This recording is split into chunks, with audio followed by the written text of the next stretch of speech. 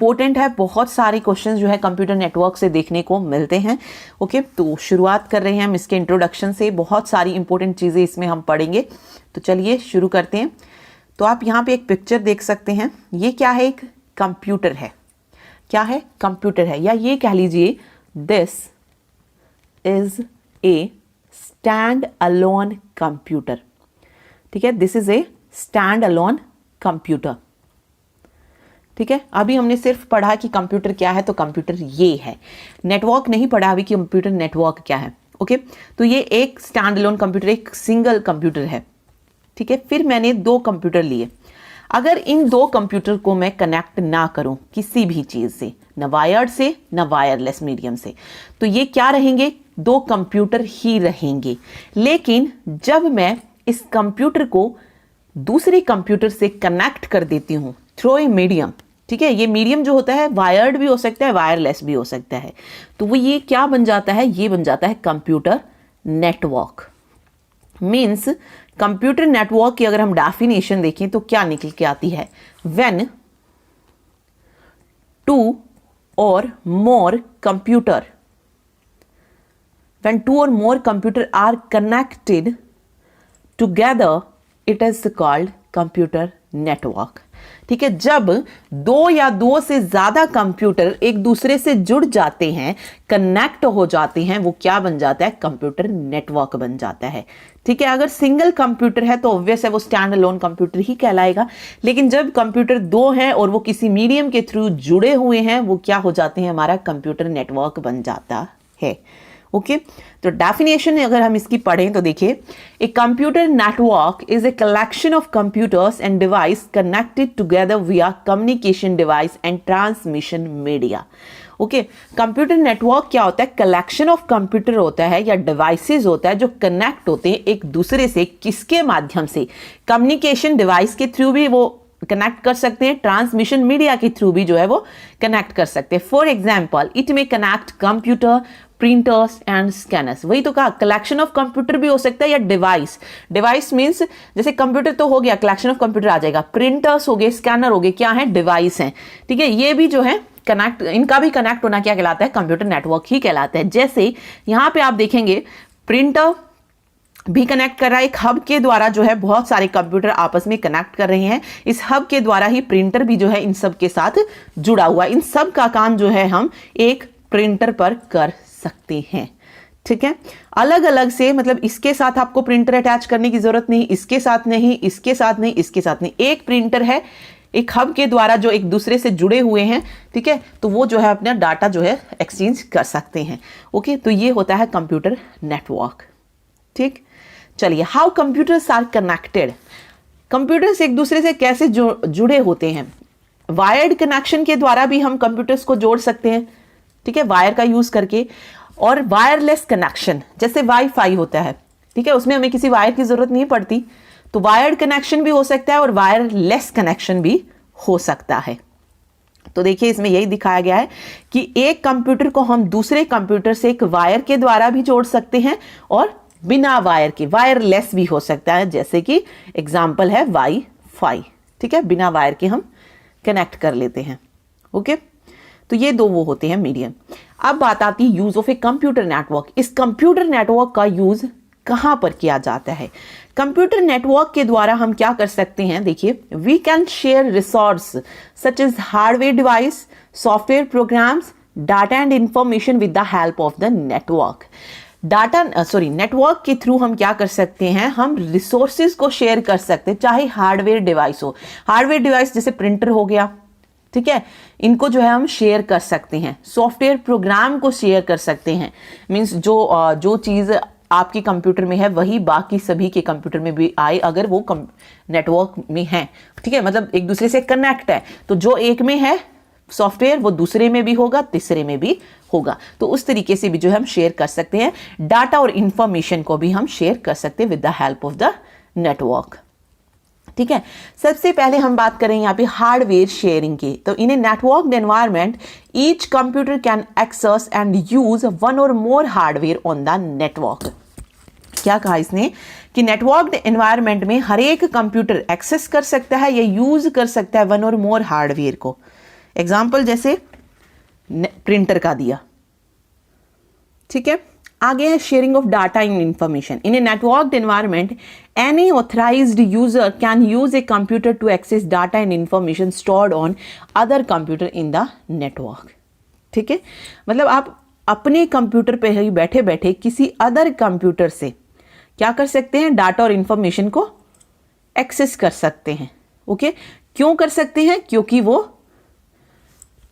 Computer network में एक दूसरे से कनेक्ट हैं, इसीलिए। अगर वो एक दूसरे से कनेक्ट नहीं होते, कंप्यूटर नेटवर्क बनता ही नहीं। एक कंप्यूटर इधर है, एक कंप्यूटर इधर है, वो एक दूसरे से कनेक्ट है ही नहीं, तो क्या हम उसकी इंफॉर्मेशन या डाटा एक्सेस कर सकते हैं? नहीं कर सकते हैं।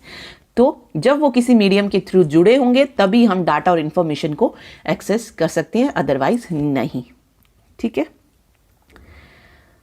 ओके, चलिए आगे देखिए। Main purpose of A computer network, तो कम्युनिकेट करने के लिए, लाइक फेसबुक, एक दूसरे से चैट वगैरह करने के लिए भी जो है कंप्यूटर नेटवर्क इंपॉर्टेंट है। टू शेयर डाटा और इन्फॉर्मेशन, लाइक फाइल्स होगी, रिसोर्स शेयर कर सकते हैं जैसे प्रिंटर हो गया, ठीक है।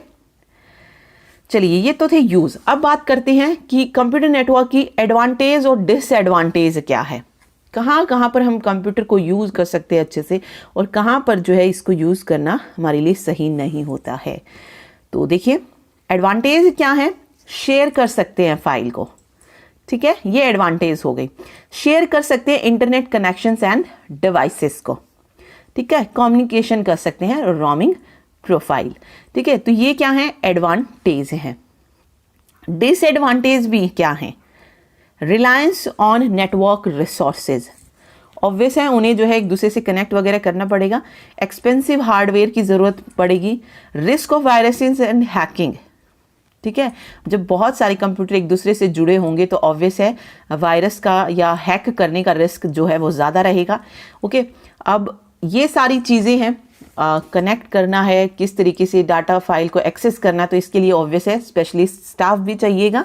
तो ये इसकी कुछ डिसएडवांटेज है। फेस कार्ड, ठीक है। चलिए आगे फिर आता है डाटा कम्युनिकेशन।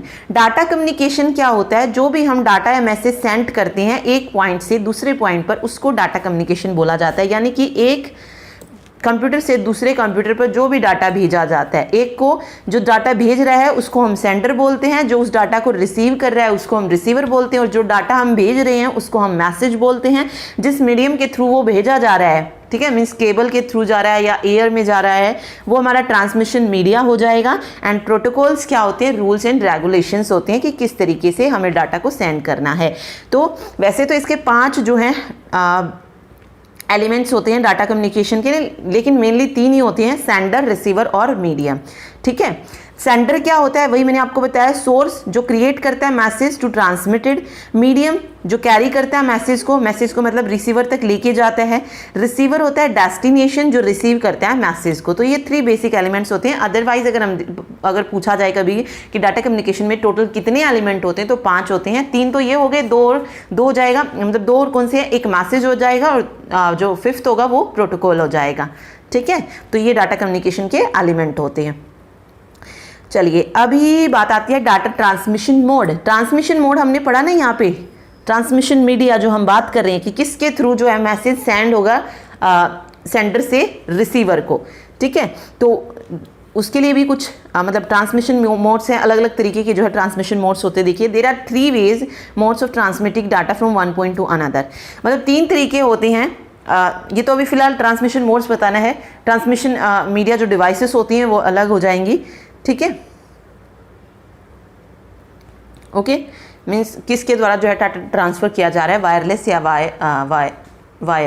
वायर्ड या वायरलेस। ट्रांसमिशन मोड में क्या है कि जो मैसेज सेंड होगा वो किस तरीके से सेंड होगा, सिंपलेक्स, हाफ डुप्लेक्स या फुल डुप्लेक्स। तो ये 3 तरीके होते हैं डाटा को ट्रांसमिट करने के वन पॉइंट टू अनदर।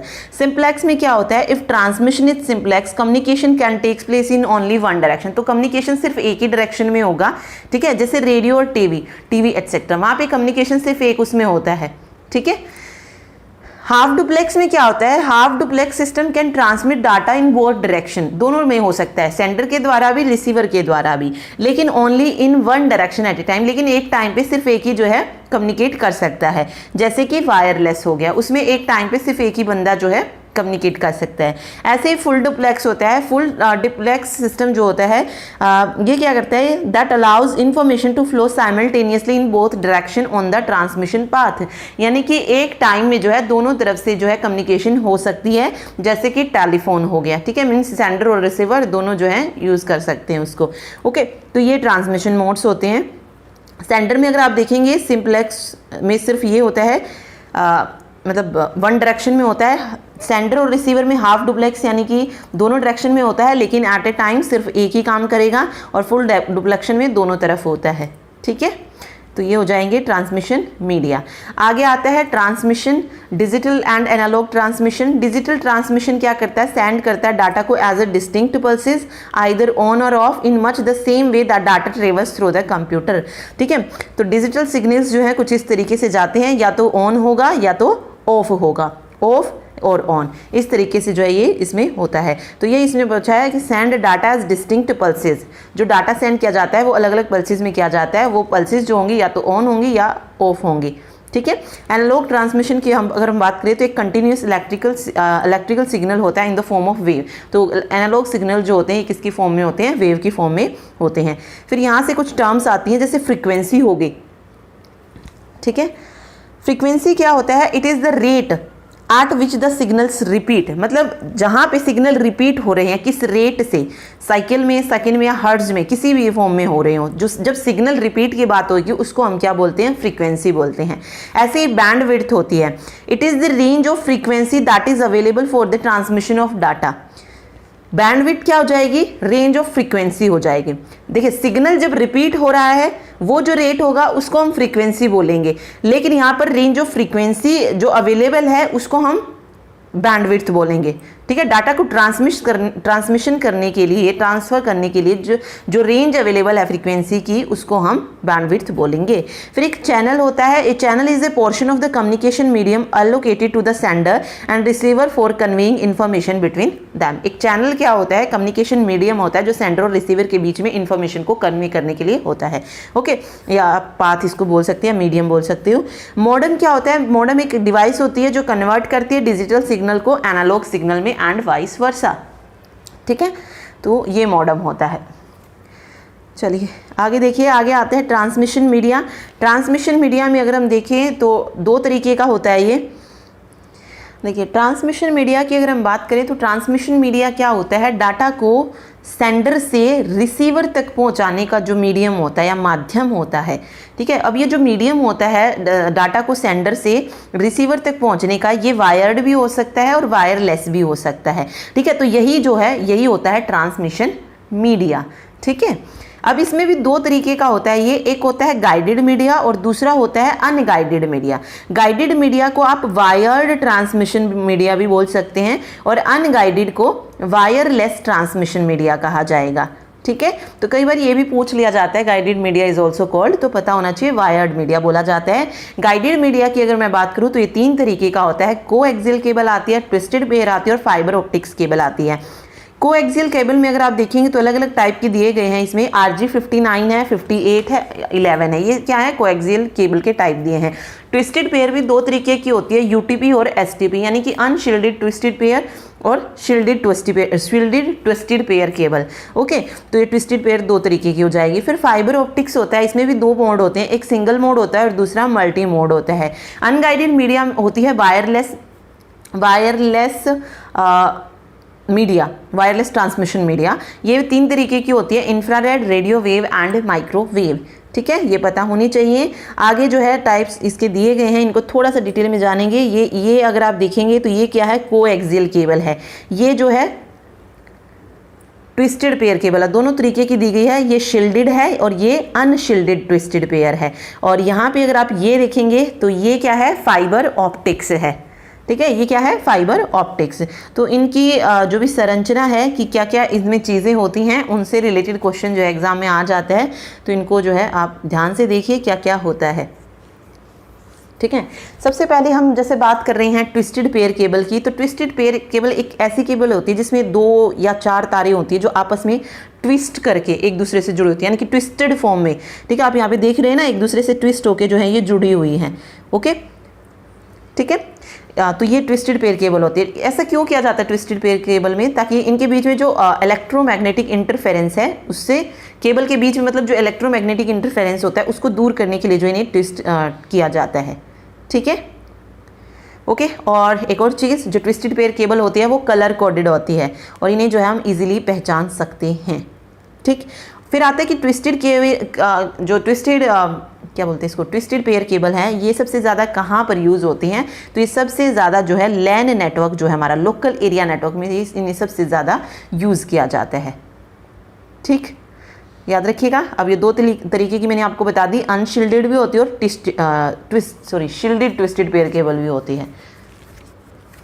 ठीक, सबसे पहले हम बात करें इसमें अब अनशील्डेड ट्विस्टेड पेयर केबल की। तो यहाँ पे अगर आप देखेंगे तो आउटर जैकेट होती है इसमें, ये अनशील्डेड ट्विस्टेड पेयर दिए गए हैं और ये कॉपर कंडक्टर होता है इसमें अगर आप देखेंगे तो फॉयल शील्ड होती है और यहाँ पे साथ में ब्रेडेड और फॉयल शील्ड भी जो है इसमें दी गई है। ठीक है, अनशील्डेड ट्विस्टेड पेयर केबल में जो है कोई भी फिजिकल शील्ड नहीं होती है और इनका यूज़ जो है हम कहाँ करते हैं, टेलीफोन कनेक्शन के लिए जो इनका यूज़ किया जाता है। तो टेलीफोन कनेक्शन में जो वायर यूज़ होती है उसको हम कौन सी वायर यूज़ करते हैं? अनशील्डेड ट्विस्टेड पेयर केबल का यूज़ उसमें किया जाता है। ठीक है, ओके। तो ये चीज़ आप बस इसमें याद रखिएगा, कई बार पूछ लिया जाता है ना कि कहाँ पे यूज़ होती है। ओके, चलिए उसके बाद यहाँ पे शील्डेड ट्विस्टेड पेयर केबल है। तो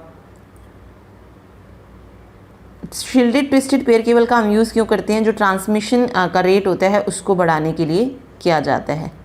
ठीक है, और अगर दोनों की कंपैरिजन की बात करें तो जो एसटीपी होता है इसकी कैपेसिटी जो होती है, अगर यूटीपी से अगर हम कंपेयर करें तो वो ज़्यादा होती है। डाटा ट्रांसमिशन रेट भी जो है ये देता है और एसटीपी को इंस्टॉल करना भी ईजी होता है। तो ये इसकी क्या कहते हैं, एडवांटेज है। ठीक है, याद रखिए। फिर इसमें दिया है कोएक्सियल केबल। कोएक्सियल केबल में अगर आप देखेंगे तो प्लास्टिक जैकेट होती है, डाइइलेक्ट्रिक इंसुलेटर है, मेटालिक शील्ड भी है और सेंटर कोर भी दिया गया है। तो ये सारी जो है इसमें होती है कोएक्सियल केबल में। कोएक्सियल केबल एक्चुअल में क्या होती है? कॉपर की केबल होती है जिसके ऊपर इंसुलेटर की परत होती है। ठीक है, ये कॉपर की केबल है और केबल के ऊपर क्या है? इंसुलेटर की एक परत होती है और ऊपरी सतह पर अगर आप देखेंगे तो कॉपर मैश भी होता है इसमें। ठीक है, तो बस ये चीज़ें इसमें याद रखिए कि कई बार पूछ लिया जाता है ये कॉपर की कवर वाला कि कॉपर की जो परत होती है वो किस पर होती है, सॉरी या कोएक्सियल केबल पर किसकी परत होती है? तो इंसुलेटर की होती है। ठीक, याद रखिए।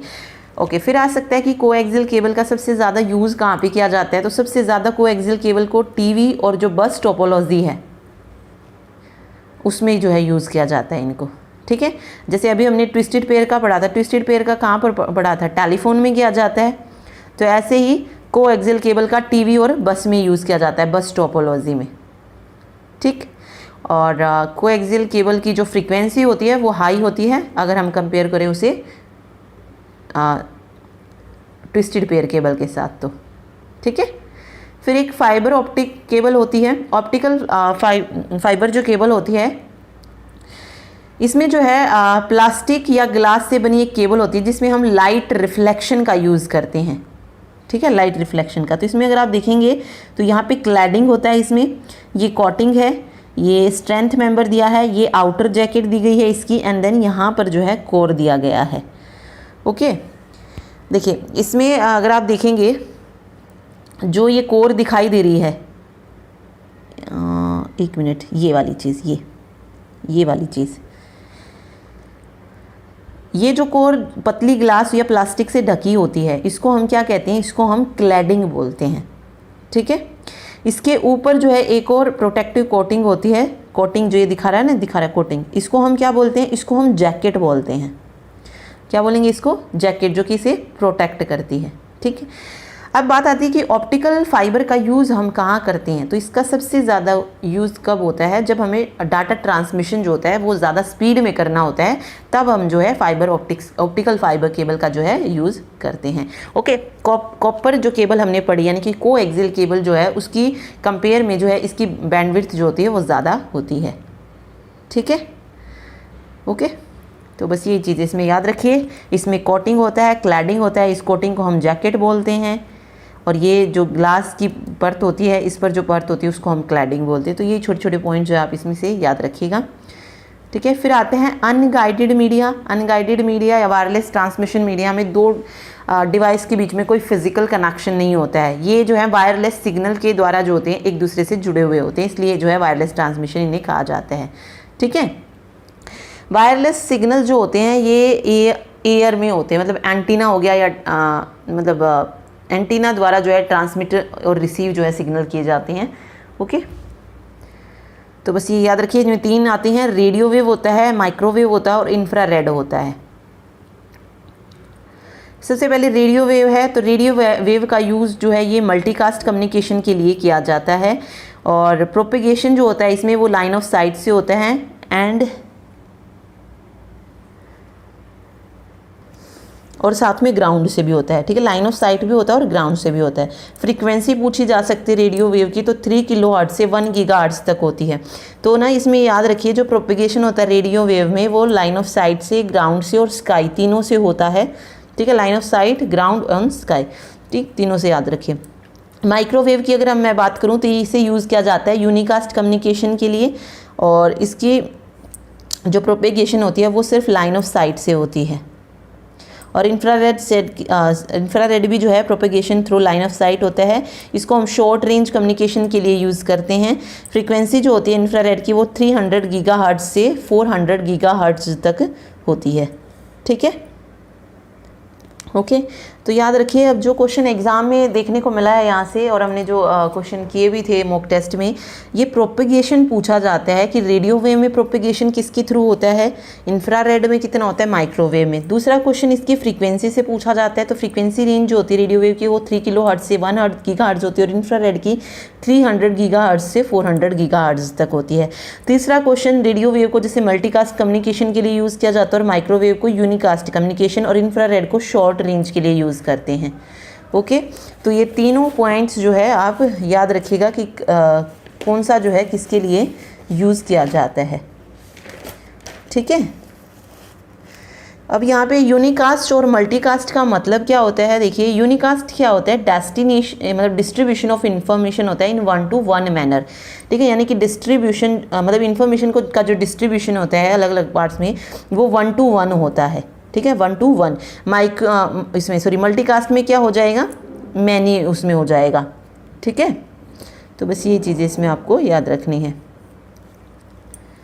चलिए नेक्स्ट देखिए, आगे है network topology. Types of network topology दिए गए हैं, देखिए क्या होती है ये। अब देखिए, अब बात आती है नेटवर्क टोपोलॉजी की। तो नेटवर्क टोपोलॉजी की बात करें तो नेटवर्क टोपोलॉजी क्या होती है, टोपोलॉजी जो होती है ये नेटवर्क का पूरा लेआउट जो है तय करती है। यानी कि जो कंप्यूटर हैं जैसे हमारे, वो किस तरीके से एक दूसरे से कनेक्ट होंगे, ठीक है, ये होती है टोपोलॉजी। यानी कि जो पूरा लेआउट तय करे कि किस तरीके से जो है हमारी नेटवर्क की आकृति बनेगी, या नोड्स जो हैं वो किस तरीके से एक दूसरे से जुड़ेंगी, उसको हम क्या बोलते हैं, टोपोलॉजी बोलते हैं। या आप सिंपल सी चीज़ कह सकते हैं, जो कंप्यूटर को अरेंज करना होता है, ठीक है, कंप्यूटर को अरेंज जो करते हैं हम, उसको हम टोपोलॉजी बोलते हैं, ठीक है। अब ये अगर हम बात करें तो ये भी अलग अलग तरीके की होती है, जैसे हाइब्रिड हो गई, ट्री हो गई, बस हो गई, नेटवर्क होगी, मैश, स्टार, रिंग टोपोलॉजी, ठीक है। सबसे पहले स्टार टोपोलॉजी है, तो इसमें क्या होता है, एक हब होता है बीच में, और अलग अलग जो है ये आप देख सकते हैं एक दूसरे से जुड़े हुए हैं, तो यहाँ पे स्टार टोपोलॉजी हो जाएगा। अब यहाँ से अगर मैं देखूँ तो स्टार टोपोलॉजी से एक्चुअल में जो क्वेश्चन पूछा जाता है ना, चलिए ये तो सिंपल है। एक तो ये होता है कि हब जो होता है वो किस टोपोलॉजी में यूज़ किया जाता है, तो हम इजीली बता देते हैं कि यहाँ पे यूज़ होता है। फिर ना यहाँ से ना एक क्वेश्चन आता है कि अगर आपके पास नंबर ऑफ जो नोड्स हैं अगर वो 5 हैं, तो वहाँ से कितनी जो है डाटा लाइन कह लीजिए कितनी जो है यहाँ से बनेगी, ठीक है। या फिर नंबर ऑफ ड्रॉप लाइन पूछ सकता है आपसे, ठीक है। तो अगर आप देखेंगे स्टार टोपोलॉजी में, अगर मैंने 3 नोड्स लिए हैं, ठीक है। तो ड्रॉप लाइन भी कितनी आ रही है, 5 ही तो आ रही है ना, 1 2 3 4 5, ठीक है। तो इस तरीके का क्वेश्चन भी जो है पूछा जा सकता है। अगर आपसे पूछे भी रिंग टोपोलॉजी है, रिंग टोपोलॉजी में वो आपको कहे कि n जो है मेरे पास डिवाइस हैं, यानी कि नंबर ऑफ नोड्स मेरे पास 5 हैं 6 है, जितनी भी दे, तो आप बताइए वहाँ पे कितनी रिंग की ज़रूरत पड़ेगी हमें। तो रिंग तो एक ही रहेगी ना उसमें, ठीक है, जो रिंग केबल होगी वो तो एक ही होगी, ठीक। तो इस तरीके का पूछ सकता है। सेम आपसे जैसे बस टोपोलॉजी में पूछ सकता है कि कितनी केबल्स की ज़रूरत पड़ेगी और कितनी यहाँ पे ड्रॉप लाइन आएगी। तो बस टोपोलॉजी में अगर आप देखेंगे तो केबल तो हमारे पास एक ही है, लेकिन यहाँ पे 6 डिवाइस है, तो हमें ड्रॉप लाइन कितनी चाहिए, 6 ही ड्रॉप लाइन चाहिए। सेम आपसे रिंग टोपोलॉजी में पूछ सकता है, तो जितनी नोड्स होंगी उतनी ही ड्रॉप लाइन बनेगी, लेकिन रिंग जो रहेगी वो एक ही रहेगी, ठीक। तो छोटी छोटी चीज़ें जो है आपको इसमें ध्यान रखनी है। फिर बात आती है मैश टोपोलॉजी की। तो मैश टोपोलॉजी तो पूछा ही जाता है, एग्जाम में पूछा भी गया यहाँ से कि नंबर ऑफ पोर्ट्स कैसे निकालेंगे, या नंबर ऑफ डिवाइस या नोड्स जो है इसमें टोटल कितनी हो जाएंगी। ओके, इस तरीके से जैसे यहाँ पे अगर आप देखेंगे तो छोटे छोटे पॉइंट्स हम यहाँ से पढ़ लेते हैं। देखिए, स्टार में हब का यूज़ किया जाता है, और सबसे ज़्यादा स्टार टोपोलॉजी किस में यूज़ होती है, लोकल एरिया नेटवर्क में यूज़ होती है। और आगे दिया गया है high speed LAN used star topology, मतलब हाई स्पीड जो लैन होते हैं लोकल एरिया नेटवर्क, उनको यूज़ करता है स्टार टोपोलॉजी। बस टोपोलॉजी, ये डायरेक्ट क्वेश्चन आता है कि कौन सा, मतलब which topology is multipoint topology. तो मल्टी पॉइंट अगर आता है तो वो बस टोपोलॉजी हो जाएगी, ठीक है। ट्री की अगर हम देखें तो ये देखिए स्टार प्लस बस से बनती है, ये जो टोपोलॉजी है वो किससे बनती है, स्टार और बस से बनती है ये टोपोलॉजी। तो स्टार प्लस बस मेक्स ट्री टोपोलॉजी। हाइब्रिड में क्या शामिल हो जाता है, रिंग भी हो जाती है, स्टार भी हो जाती है और बस भी हो जाती है, तो इनसे मिलकर हाइब्रिड बनती है। फिर आती है मैश, जिसको हम पॉइंट टू पॉइंट लिंक बोलते हैं, ठीक है। तो ये भी पूछा जा सकता है, जैसे मल्टी पॉइंट टोपोलॉजी ऐसे ही पॉइंट टू पॉइंट टोपोलॉजी भी करके पूछ सकता है, तो ये मैश टोपोलॉजी हो जाएगी। इसमें पोर्ट नंबर अगर आपसे निकालने के लिए बोले तो कैसे निकालेंगे, अगर आपके पास नंबर ऑफ डिवाइस n है तो यहाँ से जो पोर्ट नंबर निकलेंगे वो कितने निकल जाएंगे, n-1। अगर मेरे पास 5 जो है नंबर ऑफ नोड्स हैं, 5 डिवाइस हैं, तो यहाँ से जो पोर्ट निकलेंगे वो कितने निकलेंगे, 4 निकलेंगे। और फुल्ली कनेक्टेड मैश है तो उसमें जो लिंक बनेंगे वो कितने बनेंगे, n-1/2 फिजिकल चैनल बनेंगे to link N devices, okay. और मैश टोपोलॉजी का वाइडली कहाँ पर यूज़ किया जाता है, वैन में, वाइड एरिया नेटवर्क में। स्टार का कहाँ पे किया जाता है, लोकल एरिया नेटवर्क में, ठीक है। तो ये छोटे छोटे पॉइंट आपको याद रखने हैं इसमें। चलिए आगे देखिए, कंप्यूटर नेटवर्क की अगर हम बात करें तो there are 2 way to organise resources in networking, which are peer to peer networking और दूसरा है client server networking. Peer to peer networking क्या होता है, जहां पे group of computer communicate directly with each other rather than through a central server, जहां पर कंप्यूटर एक दूसरे से कम्युनिकेट कर रहे हैं बिना किसी सेंट्रल सर्वर के, उसको हम पीयर टू पीयर नेटवर्किंग बोलते हैं। और क्लाइंट सर्वर नेटवर्किंग क्या होता है, जहां पे क्लाइंट और सर्वर को कम्युनिकेट करने के लिए सर्वर की ज़रूरत होती है।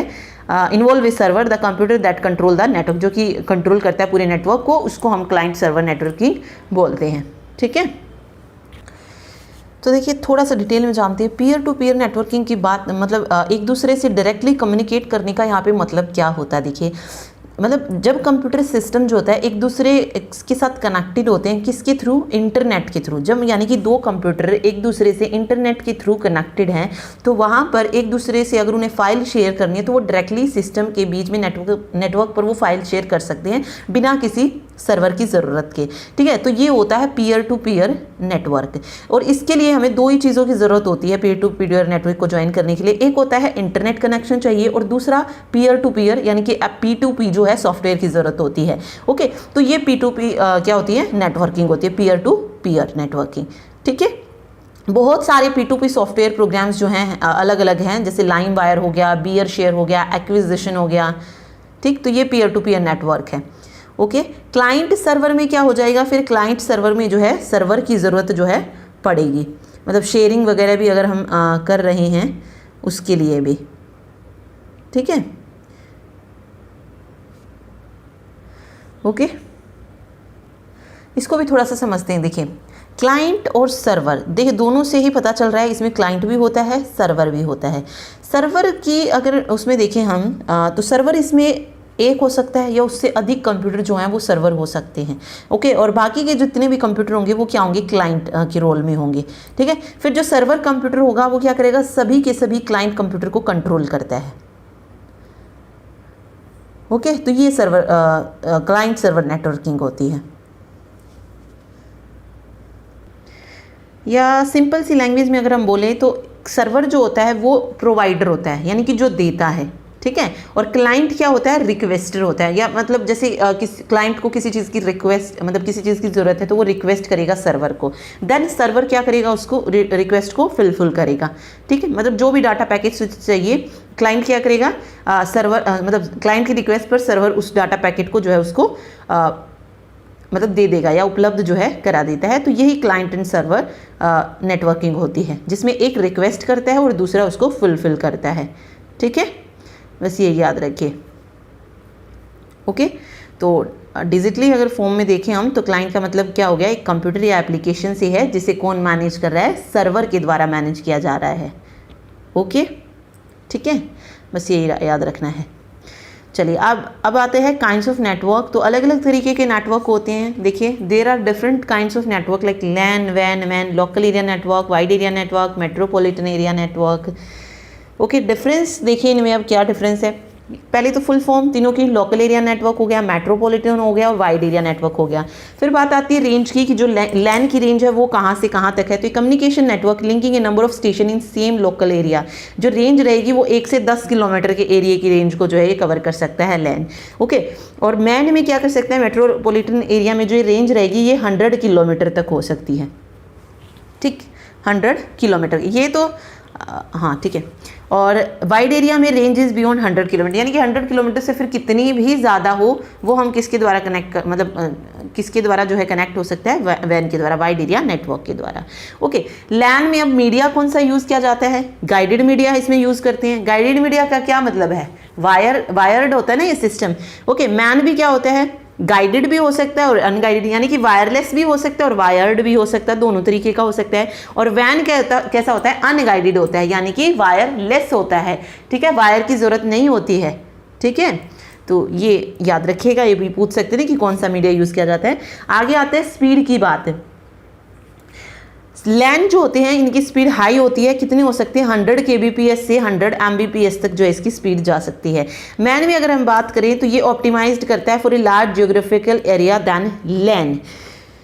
वैन लॉन्ग डिस्टेंस के लिए होता है, लॉन्ग डिस्टेंस कम्युनिकेशन के लिए, विच मे और may not be provide by public packet network.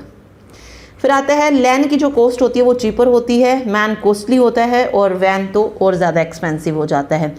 फिर इक्विपमेंट क्या क्या ज़रूरत है, तो लैन के लिए NIC नेटवर्क इंटरफेस कार्ड की ज़रूरत होती है, स्विच की और हब की ज़रूरत होती है। और बात करें मेट्रोपॉलिटन की तो मॉडेम और राउटर की ज़रूरत होती है। और वैन में microwave, radio wave, infrared, laser, ये मतलब ये तो वायरलेस हो गया, तो यही चीज़ें जो है इसमें यूज़ होती हैं वैन में। प्रोटोकॉल्स जो लैन में यूज़ किए जाते हैं तो अटैच्ड रिसोर्सेज कंप्यूटर नेटवर्क, यानी कि ARC नेट और टोकन रिंग, ये लैन में यूज़ होते हैं। फ्रेम रिले हो गया, एसिंक्रोनस ट्रांसफर मोड हो गया, ATM, ये वैन में यूज़ किए जाते हैं। फिर ATM, FDDI और SMDS ये वैन में यूज़ किए जाते हैं, ओके।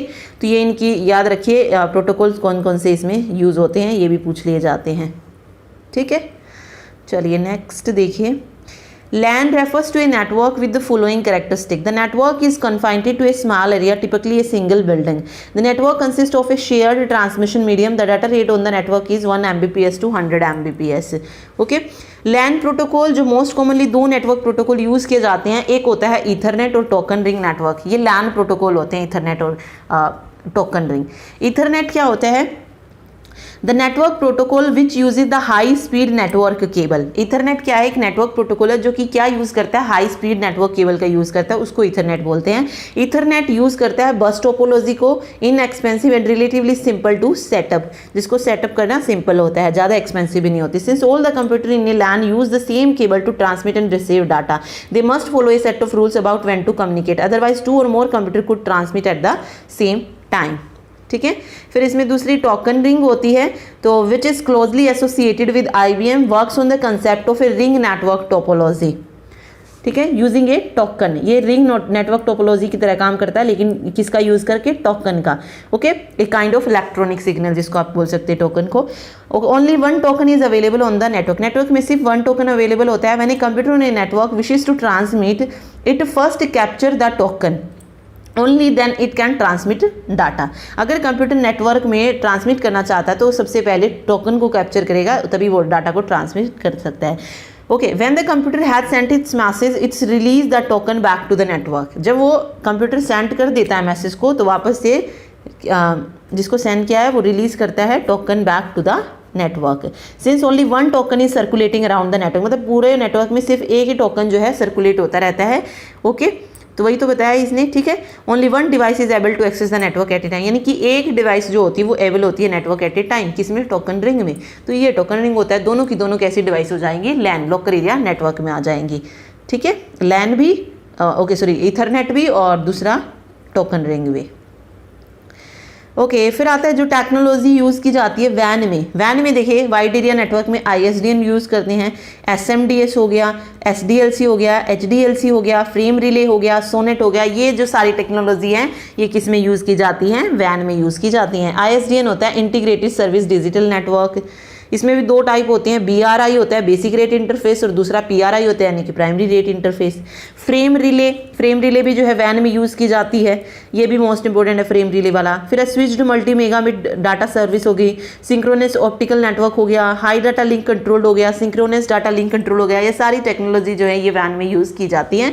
जैसे अभी हमने लैन में पढ़ा ना ईथरनेट और हम टोकन रिंग यूज़ करते हैं, ऐसे ही ये सारी टेक्नोलॉजी वैन में यूज़ होती है, ठीक है। चलिए आगे आ जाते हैं फिर OSI मॉडल, जिसमें 7 लेयर होती हैं। सबसे लोवेस्ट लेयर फिजिकल लेयर होती है और सबसे ऊपर जो होती है एप्लीकेशन लेयर होती है। तो इसमें देखिए आप physical layer, data link layer, network layer, transport layer, session layer, presentation layer और एप्लीकेशन लेयर होती है। फिजिकल लेयर क्या करती है, ट्रांसमिट करती है raw bit stream over the physical medium, ठीक है। इसकी जो यूनिट हो जाएगी फिर वो कौन सी हो जाएगी, बिट हो जाएगी। बिट जो है इसकी यूनिट हो जाएगी, इस लेयर पे जो यूनिट होगी वो कौन सी होगी, बिट होगी, ठीक है। तो फिजिकल लेयर ट्रांसमिट करती है raw bit stream over the physical medium. Data link layer क्या करती है, format of data on the network, define करती है format of data on the network. Okay, तो इसमें डाटा लिंक लेयर में क्या काम करते हैं, फ्रेम, ठीक है। जो मैसेज यूनिट होगी वो क्या होगी, फ्रेम होगी। ओके, तो बिट हो गया, फ्रेम हो गया। तीसरा है डिसाइड विच, नेटवर्क लेयर क्या डिसाइड करता है कि कौन सा फिजिकल पाथ, मतलब डाटा को ट्रांसमिट करने के लिए कौन सा फिजिकल पाथ होगा।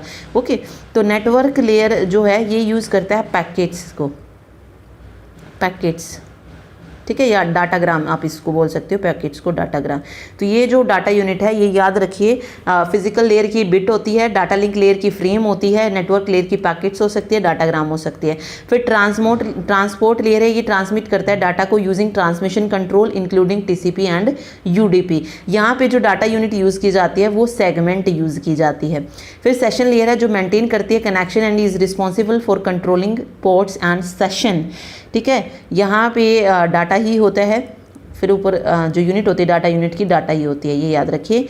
प्रेजेंटेशन लेयर इंश्योर करता है data is a usable format in is where data is encryption occur, ठीक है। यानी कि एनक्रिप्शन और डिक्रिप्शन या कंप्रेशन डिकम्प्रेशन ये कहाँ पे होता है, प्रेजेंटेशन लेयर पे होता है, ठीक है। सेशन पे क्या हो जाएगा, मेंटेनेंस टर्मिनेशन हो जाएगा, सिंक्रोनाइजेशन एंड डायलॉग कंट्रोल हो जाएगा। तो वो आगे में हम पढ़ेंगे फंक्शन हर एक के। फिर एप्लीकेशन होता है यहाँ पे सबसे लास्ट में।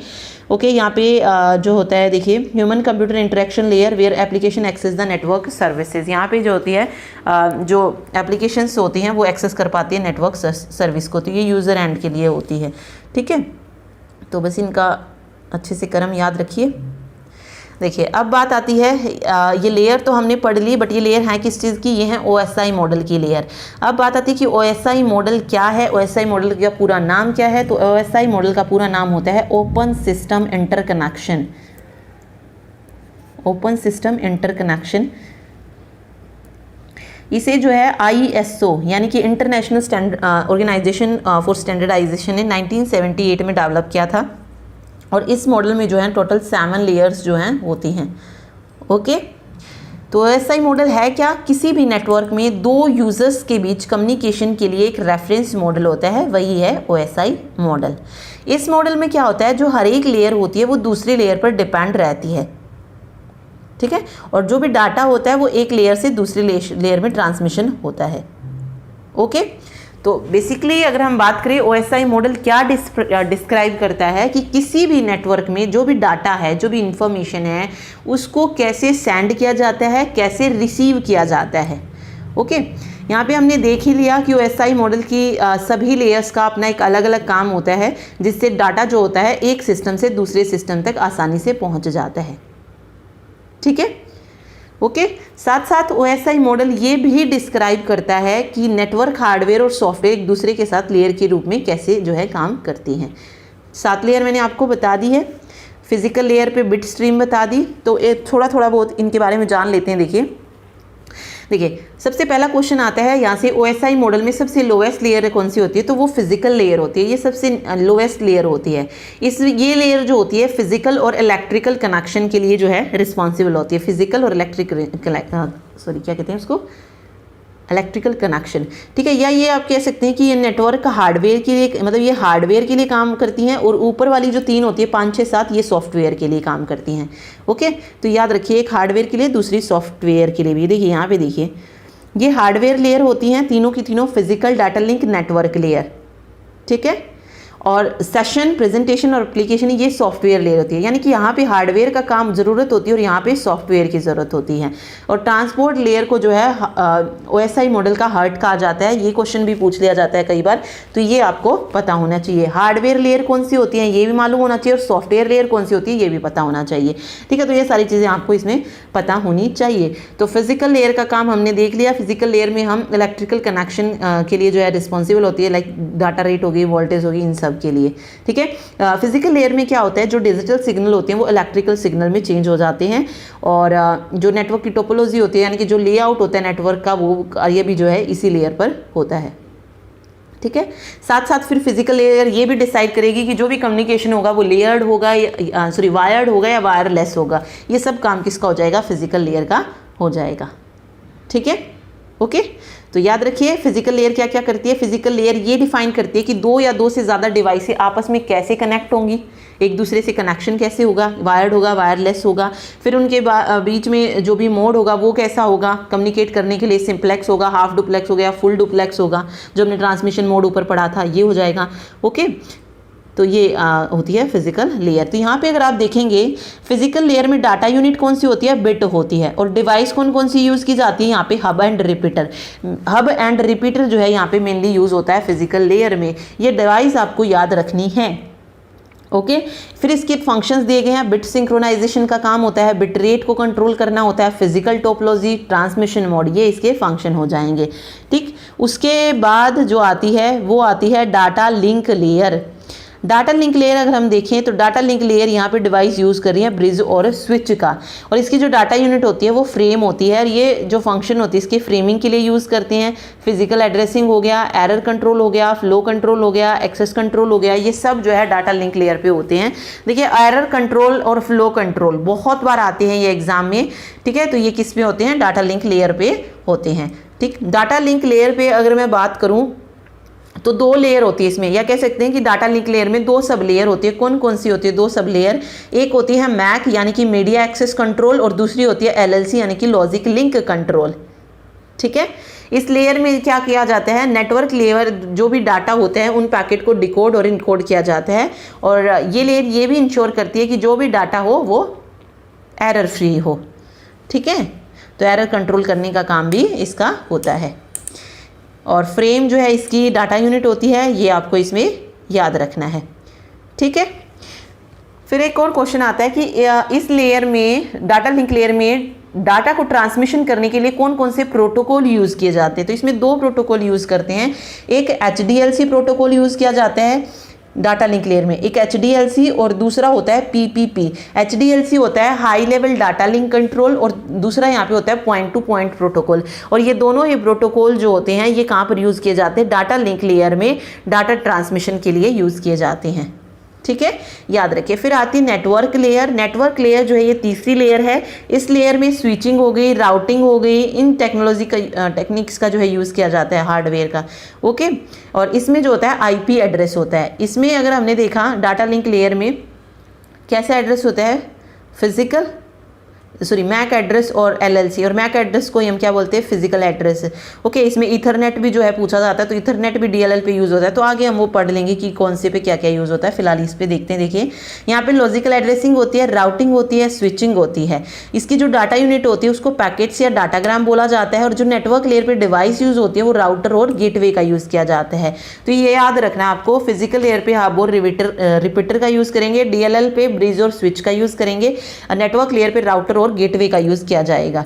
ठीक है, फिर बात आती है ट्रांसपोर्ट लेयर की, जिसको OSI मॉडल का हर्ट कहा जाता है। इसमें जो डिवाइस यूज़ होते हैं, गेटवे यूज़ होते हैं, और प्रॉक्सी सर्वर का यूज़ किया जाता है, और डाटा यूनिट्स जो होती है वो सेगमेंट्स की फॉर्म में होती है। ओके, सेंडर और रिसीवर होता है इसमें। सेंडर का काम क्या होता है, segmentation and flow and error control. Flow और एरर कंट्रोल ये दोनों ही काम डीएलएल पे भी होते हैं और ट्रांसपोर्ट लेयर पे भी होते हैं। रिसीवर का काम क्या है, segmentation and reassembly service point addressing.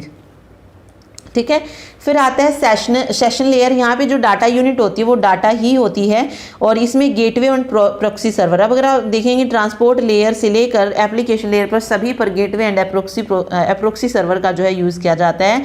Data unit same रहती है। ट्रांसपोर्ट लेयर में बस याद रखिए सेगमेंट होती है। सेशन लेयर का काम क्या है, सेशन एस्टेब्लिश करना, मेंटेनेंस हो गया, टर्मिनेशन हो गया, सिंक्रोनाइजेशन हो गया, डायलॉग कंट्रोल हो गया, ये सेशन लेयर का काम होता है। प्रेजेंटेशन लेयर में ट्रांसलेशन हो गया, इंक्रिप्शन, डिक्रिप्शन, कंप्रेशन, डीकम्प्रेशन, ये सब जो है प्रेजेंटेशन लेयर में हो जाएगा। फिर एप्लीकेशन लेयर में नेटवर्क, वर्चुअल टर्मिनल, FTM यानी कि file transfer, access and management, mail service, directory service, ये सब जो है एप्लीकेशन लेयर पे होता है। ठीक है, ओके सॉरी एक मिनट।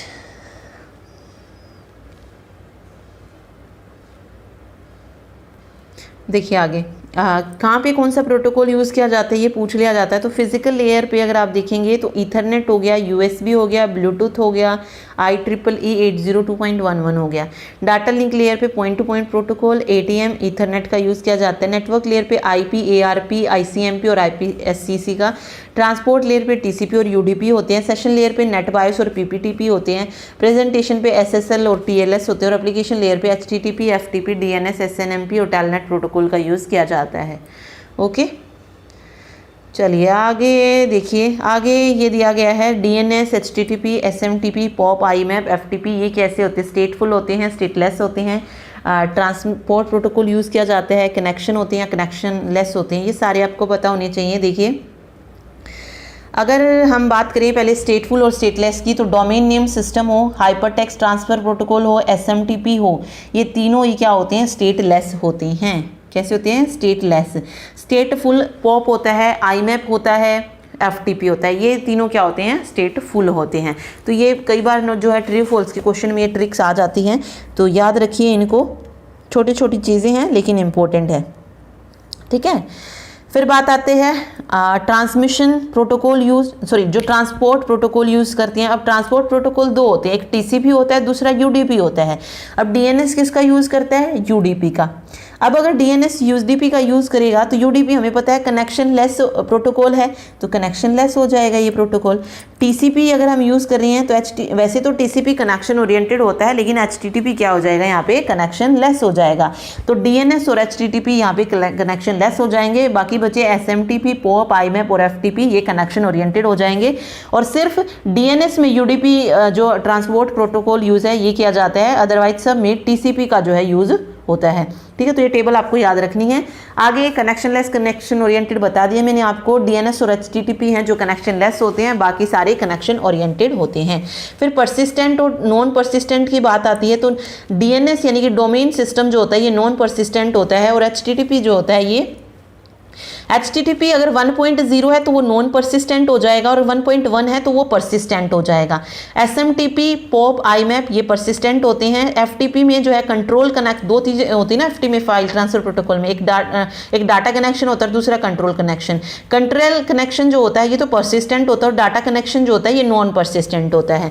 ठीक है, तो याद रखिएगा इसको। पुश और पुल की अगर हम बात करें तो DNS और HTTP नहीं होता है, SMTP में पुश होता है, POP, IMAP और FTP में नहीं होता है, POP और MAP में पुल होता है।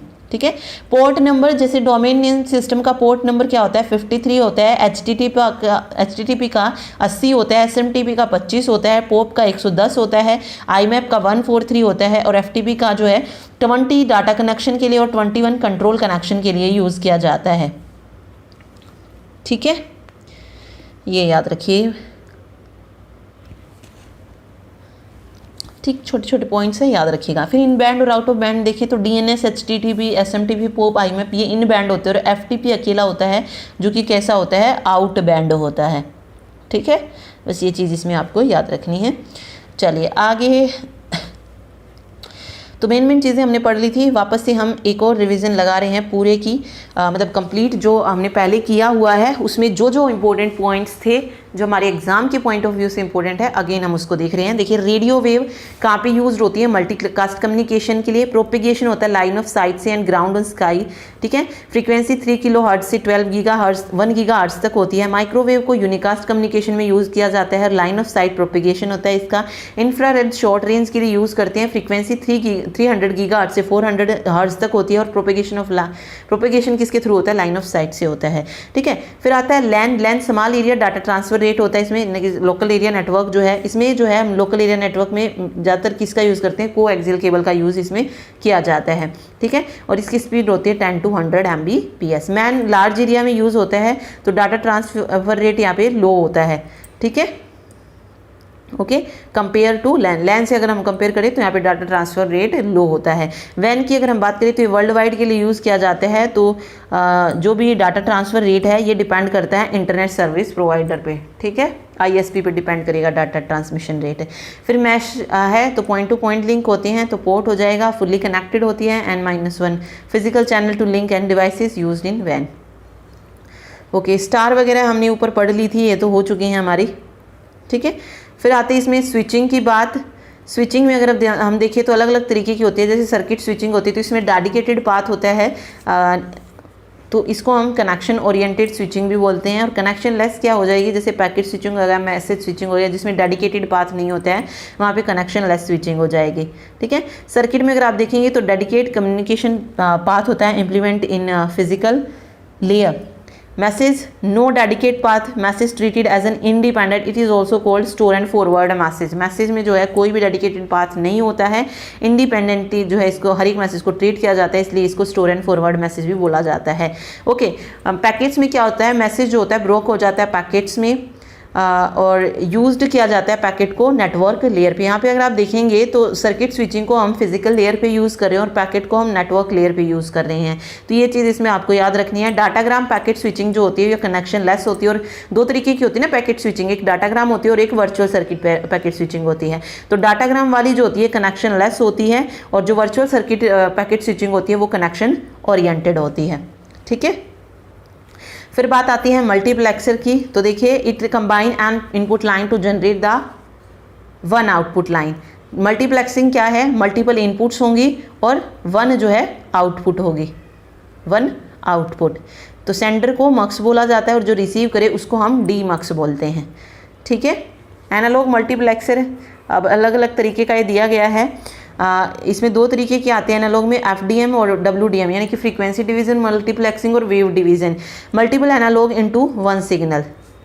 ठीक है, एनालॉग मल्टीप्लेक्सिंग क्या करती है, मल्टीपल एनालॉग को वन सिग्नल प्रोड्यूस करती है। फिर FDM यानी कि फ्रीक्वेंसी डिवीजन मल्टीप्लेक्सिंग का यूज़ हम टीवी और रेडियो ट्रांसमिशन के लिए करते हैं और यहाँ पे जो बैंडविड्थ होती है वो हर्ट्ज में होती है। एक गार्ड बैंड भी जो है टर्म यूज़ की जाती है, ये प्रिवेंट करती है overlapping of signals used in FDM, यानी कि सिग्नल की ओवरलैपिंग होने से कौन बचाता है, गार्ड बैंड, और ये FDM में यूज़ की जाती है फ्रीक्वेंसी डिवीजन मल्टीप्लेक्सिंग में। FDM यूज़ करती है इलेक्ट्रिक सिग्नल और WDM यूज़ करती है ऑप्टिकल सिग्नल्स का। ठीक है, फिर आती है एक डिजिटल मल्टीप्लेक्सिंग।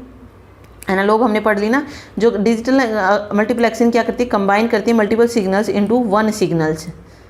तो यहाँ पे टाइम डिवीजन आती है जिसमें सिंक्रोनस टाइम डिवीजन होता है, एसिंक्रोनस होता है। सिंक्रोनस में क्या होता है, फिक्स्ड टाइम स्लॉट होता है और एसिंक्रोनस में टाइम स्लॉट जो होता है वो फिक्स्ड नहीं होता है। ओके, मल्टीप्लेक्सिंग का हम यूज़ करते हैं सर्किट स्विचिंग में।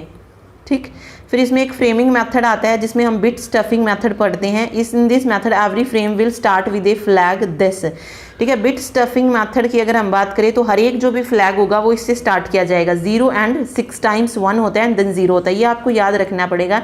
ये कई बार पूछ लिया जाता है कि बिट स्टफिंग मेथड में जो फ्लैग हम यूज़ करते हैं हर एक फ्रेम के लिए वो क्या होता है, तो 0 6 6 0 होता है। ये अगेन इंपॉर्टेंट पॉइंट है, इसमें याद रखिएगा।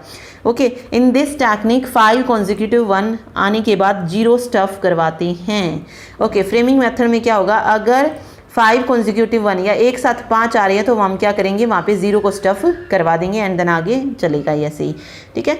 अब देखिए प्रोटोकॉल इसमें दिया गया है, 2 तरीके का होता है, एक नॉइसलेस होता है और दूसरा नॉइसी चैनल होता है। नॉइसलेस में सिंपलेस्ट और स्टॉप एंड वेट प्रोटोकॉल आते हैं और नॉइसी में stop and wait, go back N ARQ और सिलेक्टिव रिपीट आरक्यू होता है, ठीक है। आगे सबसे पहले दिया है अनरेस्ट्रिक्टेड सिंप्लेक्स प्रोटोकॉल। इसमें देखिए ट्रांसमिट करता है सिर्फ 1 डायरेक्शन में। Unrealistic protocol also called utopia, utopia के नाम से भी इसको जाना जाता है। फिर स्टॉप एंड वेट यहाँ पे दिया गया है, जहाँ पे सेंडर पैकेट्स को सेंड करते हैं। यहाँ पे देखिए, यहाँ पे जो है हमें वापस से एक्नॉलेज की जरूरत नहीं है कि रिसीवर को रिसीव हुआ है नहीं। सेंडर यहाँ से जैसे ही डाटा सेंड करेगा, रिसीवर वहाँ पे डाटा को रिसीव करने के लिए तैयार रहता है। तो सेंडर भेजता जाता है, रिसीवर रिसीव करता जाता है। तो ये अनरेस्ट्रिक्टेड सिंप्लेक्स प्रोटोकॉल हो जाएगा। स्टॉप एंड वेट में क्या है, एक्नॉलेजमेंट भी भेजी जाती है, यानी कि जब हम एक को सेंड कर लेते हैं, उसकी एक्नॉलेजमेंट जब हमें वापस मिल जाती है तभी हम दूसरे पैकेट को सेंड करते हैं। ये स्टॉप एंड वेट प्रोटोकॉल होता है, ठीक है। तो यही इसमें बताया गया है कि एक फ्रेम को मान लीजिए भेजा गया, तो उसको रिसीव करने के बाद, रिट्रीवल के बाद उसकी एक्नॉलेजमेंट भेजी जाएगी, तभी उसके बाद दूसरे फ्रेम को सेंड किया जाएगा। उससे पहले हम मतलब बिना एक्नॉलेजमेंट के हम फ्रेम को सेंड नहीं करेंगे। ये वो कहता है हमारा स्टॉप एंड वेट प्रोटोकॉल। फिर आता है stop and wait ARQ। ARQ होता है ऑटोमेटिक रिक्वेस्ट, ठीक है। ऑटोमेटिक रिक्वेस्ट के साथ आ रहा है स्टॉप एंड वेट, जिसमें यूज करता है ये टाइमर का। If any case frame damage sender transmit the frame. अगर किसी टाइम पे कुछ ऐसा होता है कि फ्रेम डैमेज हो गया है तो सेंडर क्या करेगा, रीट्रांसमिट कर देता है फ्रेम को। एक गो बैक एंड ARQ होती है जो सेंड करती है multiple frames and retrieve only 1 at a time, also give acknowledgement, ठीक है। अगर सेंड हो रहे हैं मल्टीपल फ्रेम्स तो वो रिसीव करेगी सिर्फ एक फ्रेम को एट ए टाइम और एक्नॉलेजमेंट जो है वापस भेजेगी। इसमें भी जो है हम टाइमर का यूज़ कर सकते हैं। जहाँ पे एक्नॉलेजमेंट लॉस हो जाती है वहाँ से ही फ्रेम जो है रीट्रांसमिट करना शुरू करते हैं। गो बैक एंड ARQ में जहाँ पर भी हमारी एक्नॉलेजमेंट लॉस हो जाएगी वहीं से जो है फ्रेम रीट्रांसमिट होते हैं। सिलेक्टिव रिपीट आरक्यू क्या होता है, damaged frame is only transmit, ठीक है। मतलब इसमें क्या था, देखिए मान लीजिए मैंने 4 फ्रेम भेजे, फ्रेम 1 गया, मिल गया उसको, उसकी फ्रेम 2 भेजा, फ्रेम 3 भेजा और फ्रेम 4 को भेज दिया, इस तरीके से। लेकिन जब मुझे एक्नॉलेजमेंट मिली वो सिर्फ मुझे फ्रेम 1 की मिली है, सिर्फ फ्रेम 1 की मिली है। फिर मुझे फ्रेम 2 की एक्नॉलेजमेंट नहीं मिली, फ्रेम 3 की मिल गई और फ्रेम 4 की मिल गई, लेकिन F2 की नहीं मिली। तो यहाँ पे क्या होगा कि जहाँ पर हमें ये पता चला कि इसकी एक्नॉलेजमेंट लॉस हो चुकी है, यानी कि वो पैकेट्स मिला नहीं मिला हमें नहीं पता चल रहा है, ठीक है। हमें ये सिर्फ ये पता चलता है कि जो हमारा फ्रेम 2 है वो लॉस हो गया है, तो वापस से फ्रेम जो है वो फ्रेम 2 से भेजे जाएंगे, ठीक है। फ्रेम 2 भी भेजा जाएगा, फिर वापस फ्रेम 3 भी भेजा जाएगा, फिर वापस फ्रेम 4 भी भेजा जाएगा।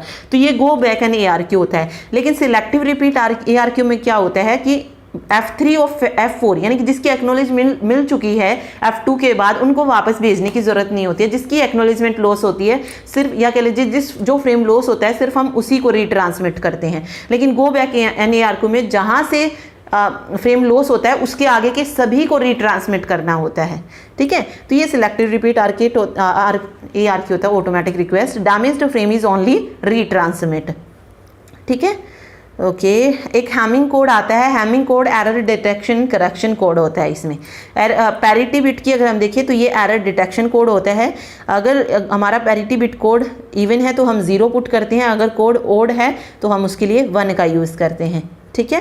फिर एक CRC होता है। CRC भी एक एरर क्या है, एरर डिटेक्शन मेथड है। यहाँ पे ना एक क्वेश्चन आता भी है कि इनमें से एरर करेक्शन मेथड कौन सा है, तो हैमिंग कोड है। बाकी पैरिटी आप देखेंगे CRC हो गया, ये सारे क्या हैं, एरर डिटेक्शन मेथड हैं। और CRC की अगर हम बात, मतलब CRC होता है साइक्लिक रिडंडेंसी चेक, ये बाइनरी डिवीजन पर बेस्ड होता है, ठीक है। उसके बाद राउटिंग एल्गोरिथम दिया गया है। तो राउटिंग एल्गोरिथम किस लिए होता है, राउटिंग एल्गोरिथम अडेप्टिव और नॉन अडेप्टिव 2 तरीके की होती है। अडेप्टिव राउटिंग एल्गोरिथम में जो भी हमारा मतलब फिक्स्ड नहीं होता है, नॉट फिक्स, जो भी पाथ हम देते हैं वो फिक्स्ड नहीं होता है, डायनामिक होती है, चेंजेबल होती है, यानी कि चेंज कर सकते हैं। लेकिन नॉन अडेप्टिव क्या होती है, फिक्स्ड होती है, मीन्स स्टैटिक होती है। तो अब आते हैं जो हमारी अडेप्टिव राउटिंग एल्गोरिथम है उसमें कौन कौन सी आती है, तो डिस्टेंस हो गई, इसमें लिंक स्टेट हो गई, ठीक है, लिंक स्टेट और डिस्टेंस वेक्टर एल्गोरिथम में जैसे हम RIP प्रोटोकॉल का यूज़ कर रहे हैं, लिंक स्टेट में हम OSPF का यूज़ करते हैं, और पाथ सिलेक्ट करने के लिए हम BGP का यूज़ करते हैं। ठीक है, तो ये प्रोटोकॉल भी पता होना चाहिए कि कौन से में कौन सा यूज़ होता है, RIP, OSPF और BGP। ठीक है, फिर यहाँ पे अगर आप देखेंगे नीचे नॉन अडेप्टिव में दिया है शॉर्टेस्ट पाथ, फ्लडिंग और फ्लो बेस्ड एल्गोरिथम, ये नॉन अडेप्टिव राउटिंग एल्गोरिथम होती हैं। ठीक है, शॉर्टेस्ट पाथ की अगर हम बात करें तो इसमें डिजेक्स्ट्रा आती है। डिजेक्स्ट्रा जो होती है वो नेगेटिव वैल्यू के साथ कभी काम नहीं करती है, लेकिन बेलमैन फोर्ड जो होती है नेगेटिव वैल्यू के साथ भी काम करती है। ठीक है, Floyd virtual algorithm complete shortest distance between vertices and break the problem. तो फ्लोइड वर्चुअल एल्गोरिथम क्या करती है, कंप्यूट करती है shortest distance between vertices and then break the problem. फिर फ्लडिंग आता है, इट गिव्स बैक। फ्लडिंग में क्या होता है, एक्नॉलेजमेंट जो है वापस आती है। एक फ्लो बेस्ड होती है, इसमें जो है हम टोपोलॉजी और लोड का यूज़ जो है करते हैं फ्लो बेस्ड में। ठीक है, तो ये मेन चीज़ें थी जो इसमें आपको याद रखनी थी। आगे देखिए, आपको stop wait, go back and selective repeat, इनमें जो है ये कई बार जो है एफिशिएंसी इनकी पूछ ली जाती है। तो ये जो मैं आपको टेबल करा रही हूँ ना, ये आपको ज़रूर याद रखनी है। यहाँ से जो है कई बार क्वेश्चन, मतलब प्रीवियस भी अगर आप देखेंगे तो इनसे क्वेश्चन जो है आए हुए हैं, तो इनको याद रखिएगा। एफिशिएंसी देखिए, स्टॉप एंड वेट की क्या होती है, 1/1 + 2a होती है। गो बैक NRQ की n हो जाएगा ऊपर और नीचे 1 + 2a रहेगा। सिलेक्टिव रिपीट की भी सेम होती है, n/1 + 2a। ठीक है, ओके, ठीक है, बस इसमें ये याद रखना है आपको। फिर बफर अगर आप देखेंगे तो स्टॉप एंड वेट में 1 + 1 बफर होता है, गो बैक n में n+1 होता है, और सिलेक्टिव रिपीट में n+n हो जाता है। ठीक है, फिर सीक्वेंस नंबर भी 1 + 1 होता है, गो बैक और में n+1 और n+n हो जाएगा। तो बफर देखेंगे अगर आप, तो बफर भी दोनों में अलग अलग होता है, लेकिन बफर और sequence number go back n और सिलेक्टिव रिपीट में सेम होते हैं। ठीक है, रीट्रांसमिशन स्टॉप एंड वेट में 1 होता है, गो बैक n में n ही होते हैं, और सिलेक्टिव रिपीट में भी 1 ही होता है। ठीक है, बैंड विड्थ जो होती है स्टॉप एंड वेट की, ये लो होती है, गो बैक NRQ की हाई होती है, और सिलेक्टिव रिपीट की मॉडरेट होती है। CPU की लो होती है, इंप्लीमेंटेशन लो होती है स्टॉप एंड वेट में। गो बैक n में बैंड विड्थ तो हाई हो जाती है, लेकिन CPU और इंप्लीमेंटेशन ये मॉडरेट रहता है, और सिलेक्टिव रिपीट में बैंड विड्थ मॉडरेट होती है, CPU हाई होता है, और इंप्लीमेंटेशन कॉम्प्लेक्स होती है इसकी। ओके, तो ये सारे पॉइंट आपको इसमें याद रखने हैं, ये मोस्ट इंपॉर्टेंट है। इन्हीं से छोटे छोटे पॉइंट्स जो है इन्हीं टेबल से पूछ लिए जाते हैं। अब वो हो सकता है कि आपसे ये पूछ ले कि स्टॉप एंड वेट का सीक्वेंस नंबर क्या होता है, ठीक है, या फिर बैंड विड्थ कैसी होती है, गो बैक एंड ARQ की हाई होती है, मॉडरेट होती है। ठीक, तो इनको याद रखना है आपको। चलिए आगे हम एड्रेसिंग की बात कर रहे हैं, तो हमें पता है ना 5 क्लासेस होती हैं, तो यहाँ से भी क्वेश्चन आता है, या इसकी जो ये फर्स्ट वाली जो बिट होती है इनसे पूछा जाता है कि कितनी होती हैं इसमें। तो क्लास A में तो 0 होती हैं, क्लास B में फिर 1 0 हो जाती है, क्लास C में 1 1 0 हो जाती है, क्लास D में 1 1 0 हो जाती है, और क्लास 4th में क्लास E में ये 4 टाइम 1 हो जाता है। तो ये आपको याद रखना है, 0 हुआ, फिर 1 0 हुआ, ठीक है, फिर 1 1 0 हुआ, फिर 3 टाइम्स 0 हो गया, 1 टाइम 0 रहा, एंड देन 4 टाइम्स 1 हमने कर दिया। 4 से ज़्यादा नहीं होती है, 4 बिट में ही जाती है, तो ये इसमें याद रखिएगा। आगे इसमें इसका जो भी एड्रेस होता है उसको हम 2 भागों में बांटते हैं। टोटल जो होता है हर एक क्लास A क्लास B का 32 बिट का होता है। ओके, तो इसमें हम 2 IDs में इनको बांट देते हैं, नेटवर्क ID और होस्ट ID। एक नेट ID होती है और दूसरी होस्ट ID होती है। कंप्लीट ये पूरा 32 बिट्स का होता है। क्लास A में जो नेट ID होती है वो 8 बिट की होती है, और होस्ट ID ये 24 बिट की बच जाएगी। ओके, क्लास B में 16 की होती हैं दोनों, और क्लास C में 24 8 हो जाता है। क्लास D और क्लास E में ये नहीं होती है, यही चीज़ आप याद रखें इनका। फिर इसमें नंबर ऑफ नेटवर्क्स पूछे जाते हैं। तो क्लास ए में जो नेटवर्क्स होते हैं वो 2⁻7 होते हैं। क्लास बी में डबल कर दीजिए, यहाँ से 7 दूनी 7 था, 7 दूनी 14 और 7 तिया 21। इस तरीके से आप इसको याद रख सकते हैं कि क्लास सी में 2⁻23। ये पूरी टर्म भी याद रखिए। देखिए 2⁻7 यानी कि 120 नेटवर्क्स हो जाएंगे, 2⁻14 16 384 नेटवर्क्स और 2⁻21 2097 152 नेटवर्क्स। फिर आता है होस्ट नेटवर्क। अब क्लास ए में 2⁻7 है तो क्लास बी में जितनी होस्ट आईडी थी उतना ही पावर कर दीजिए, यहाँ पे 2⁻24। क्लास बी में 16 था तो यहाँ पे 2⁻16 कर दीजिए। क्लास सी में होस्ट आईडी 8 बिट की थी तो यहाँ पे 2⁻8 कर दीजिए। यानी कि जो होस्ट का नेटवर्क होस्ट पर नेटवर्क रहेगा वो उतनी ही पावर रहेगी जो कि होस्ट आईडी बिट्स में होती है, लेकिन नेट आईडी बिट्स में जो होती है और नंबर ऑफ नेटवर्क्स में जो होती है वो थोड़ी अलग होती है। ठीक है, ये याद रखें। फिर इनका स्टार्टिंग और एंडिंग एड्रेस पता होना चाहिए। जैसे क्लास ए का जो स्टार्ट एड्रेस होता है वो 000 होता है और ये कहाँ तक जाती है, यानी कि इसकी जो रेंज होती है वो 0 से 127 तक होती है। फिर क्लास बी 128 से लेकर 191 तक होता है। फिर क्लास सी है 192 से लेकर 223 तक होता है। क्लास डी 224 से 239 तक होती है और क्लास ई जो है 214 से 255 तक होती है। तो इसके स्टार्ट एड्रेस और एंडिंग एड्रेस दिए गए हैं। ये आपको मोस्ट इंपॉर्टेंट है। ये छोटी सी टेबल है लेकिन इसी में से आपको 2 से 3 क्वेश्चन देखने को मिल जाते हैं। तो जो भी मैं आपको इसमें टेबल करा रही हूँ ना, उस पर आपको सबसे ज्यादा फोकस रखना है। उनको आपको किसी भी हाल में याद रखना ही रखना है। ओके, उनको नहीं भूलना है बस। चलिए आगे देखिए, आगे IPv4 का हेडर दिया गया है। ये IPv4, ठीक है, वर्जन थे ना, 2 आए थे IP के वर्जन। एक वर्जन 4 था IP का और दूसरा IP6 था। तो दोनों इंपॉर्टेंट है। ये पूछ लिया जाता है कि इसमें कौन सी चीज़ किसमें प्रेजेंट नहीं होती है कंपेयर करके, या फिर कौन सी कितने बिट की होती है। ओके, IPv4 की अगर हम बात करें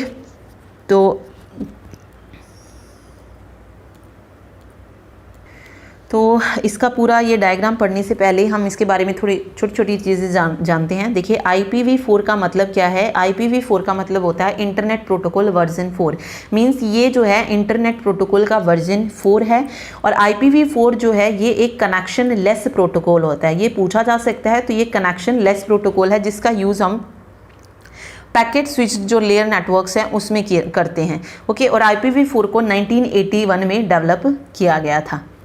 ठीक है, IPv4 का यूज़ क्यों किया जाता है। IPv4 का यूज़ हम नेटवर्क में जो डाटा पैकेट्स होते हैं उसको हम होस्ट डिवाइस से डेस्टिनेशन डिवाइस तक डिलीवर करने में जो है इसका यूज़ किया जाता है IPv4 का। ठीक है, ओके। फिर बात आती है जो IPv4 है उसमें जो IP एड्रेस होता है वो कितने बिट्स का होता है। यहाँ से ये चीज़ें आपको याद रखनी है। तो IPv4 में जो IP एड्रेस होता है वो 32 बिट्स का होता है और इसे 8 बिट्स के 4 ब्लॉक्स में जो है डिवाइड किया जाता है। ठीक, देखिए कुछ इस तरीके से जो है हम देख रहे हैं इसमें।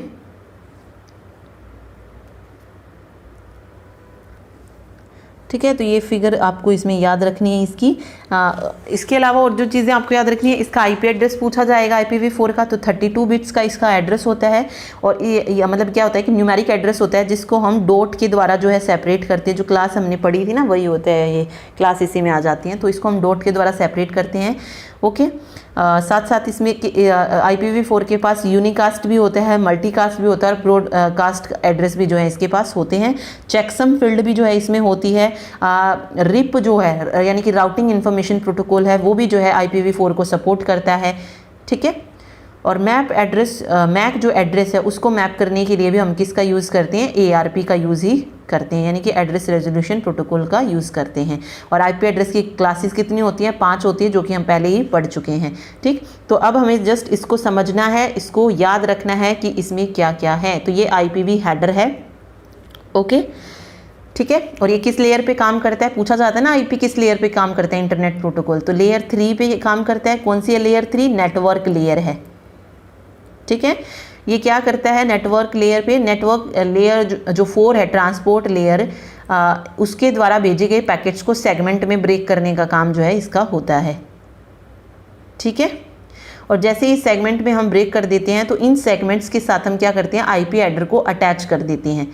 और मतलब इस हेडर पैकेट से जो भी इंपॉर्टेंट इन्फॉर्मेशन होती है वो रिसीवर को ये दे देती है, मतलब जो भी हम IP हेडर अटैच करते हैं उसके द्वारा। ठीक है।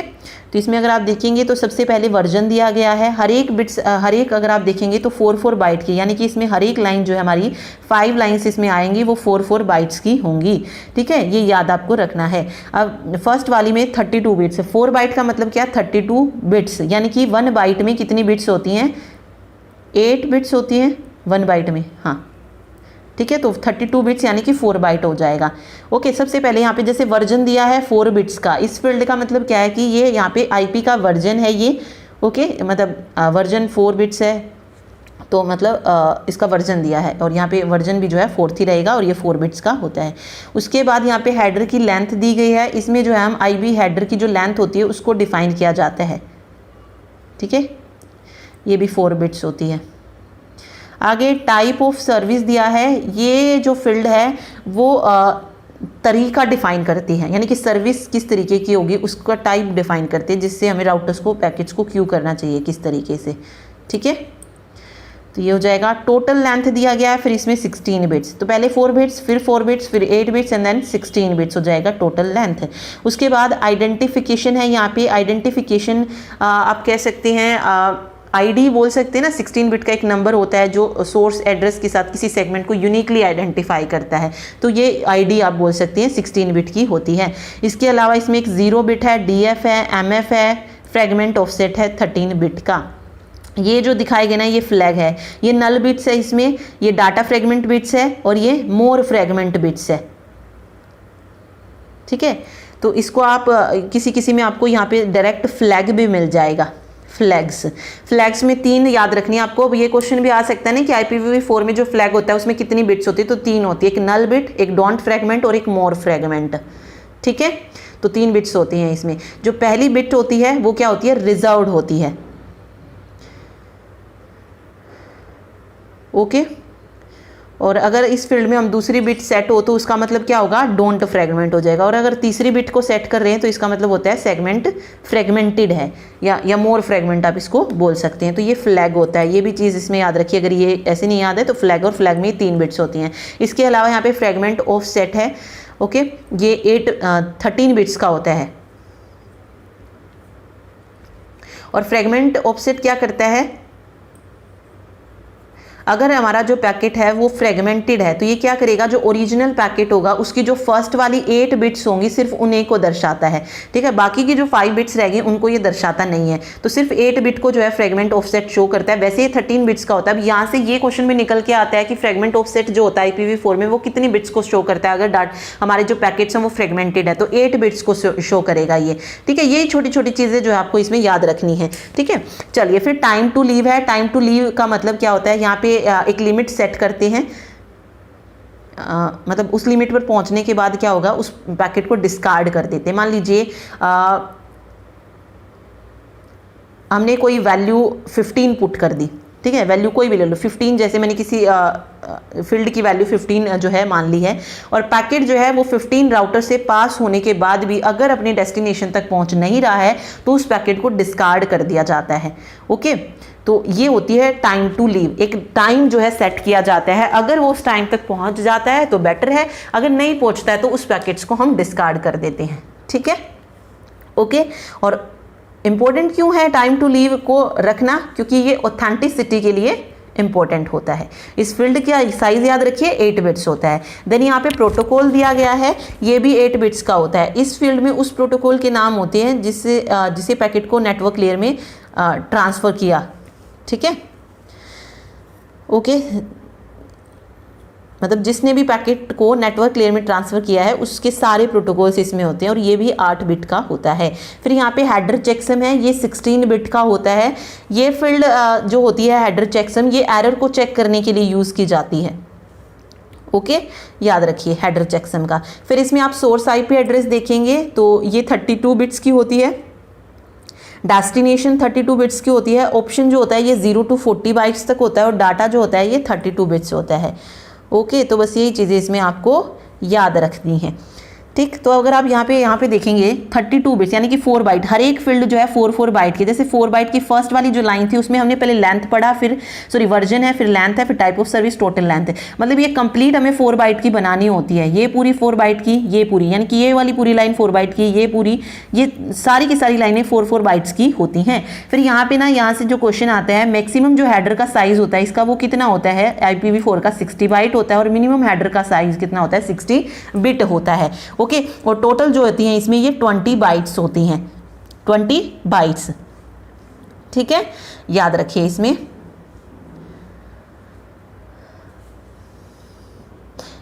और ये मैंने आपको बता ही दिया, इसमें यूनिकास्ट, ब्रॉडकास्ट और मल्टीकास्ट होता है। यूनिकास्ट पहले भी हम पढ़ चुके हैं। यूनिकास्ट क्या होता है, जहां पे हम एड्रेस जो है 1-to-1 कम्युनिकेशन के लिए जब यूज़ करते हैं तो वो यूनिकास्ट हो जाएगा, यूनिकास्ट एड्रेसिंग हो जाएगी। ठीक है। मल्टीकास्ट में क्या होगा, जब हम 1-to-many कम्युनिकेशन के लिए जो एड्रेस यूज़ करेंगे। ओके, फॉर एग्जाम्पल मान लीजिए कोई एक होस्ट है दूसरे नेटवर्क में, वो किसी ग्रुप को पैकेट सेंड कर रहा है, यानी कि भेजने वाला एक है लेकिन उसको रिसीव करने वाले ग्रुप में बहुत सारे हैं।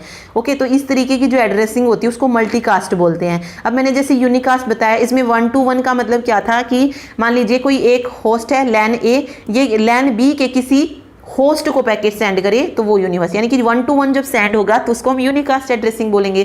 1-to-many जा रहा है तो मल्टीकास्ट हो जाएगा। और ब्रॉडकास्ट में क्या हो जाएगा, किसी एक होस्ट के पैकेट को पूरे नेटवर्क में फैलाने के लिए हम ब्रॉडकास्ट एड्रेस का यूज करते हैं, और ये 1-to-all कम्युनिकेशन होता है। मल्टीकास्ट में तो क्या हो रहा था, सिर्फ एक ग्रुप में जा रहा था, सिर्फ एक ग्रुप में जो थे मल्टीपल्स नेटवर्क सिर्फ वहां तक पहुंच रहा था। लेकिन ब्रॉडकास्ट में क्या हो जाता है, 1-to-all पूरे नेटवर्क में फैलाने के लिए जिसका यूज करेगा एड्रेस का, वो ब्रॉडकास्ट एड्रेस हो जाएगा। ठीक है, ओके। फॉर एग्जाम्पल एक होस्ट किसी भी पैकेट को लैन में जितनी भी अवेलेबल हैं होस्ट, उन सब को अगर भेज देगा तो उसको हम ब्रॉडकास्ट बोलेंगे। ठीक है, तो यही सारी चीज़ें आपको इसमें याद रखनी है। ये मैंने आपको बता दिया है कंप्लीट, अब आपको याद रखना है ये। ठीक, चलिए अभी हम पढ़ते हैं। नेक्स्ट है IPv6। ये IPv6 है। आप यहाँ पे अगर आप देखेंगे,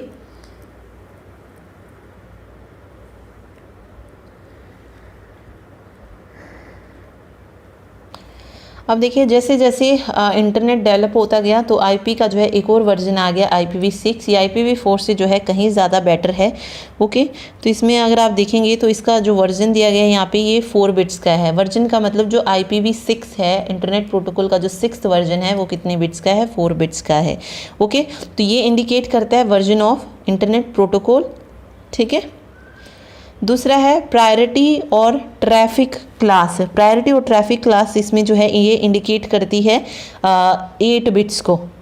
ठीक है, और ये सिमिलर होती है जो हमने IPv4 में जो टाइप ऑफ सर्विस पढ़ा था ना उसके सिमिलर। अब यहाँ पे से ये भी क्वेश्चन पूछ सकता है, क्योंकि एक तो क्वेश्चन यही आता है कि कौन सी चीज़ है जो IPv6 में नहीं होती है, और ऑप्शन दे देगा आपको कि कौन कौन सी नहीं होती है। जैसे सोर्स एड्रेस हो गया, डेस्टिनेशन एड्रेस हो गया, वर्जन हो गया, और टाइप ऑफ हो गया।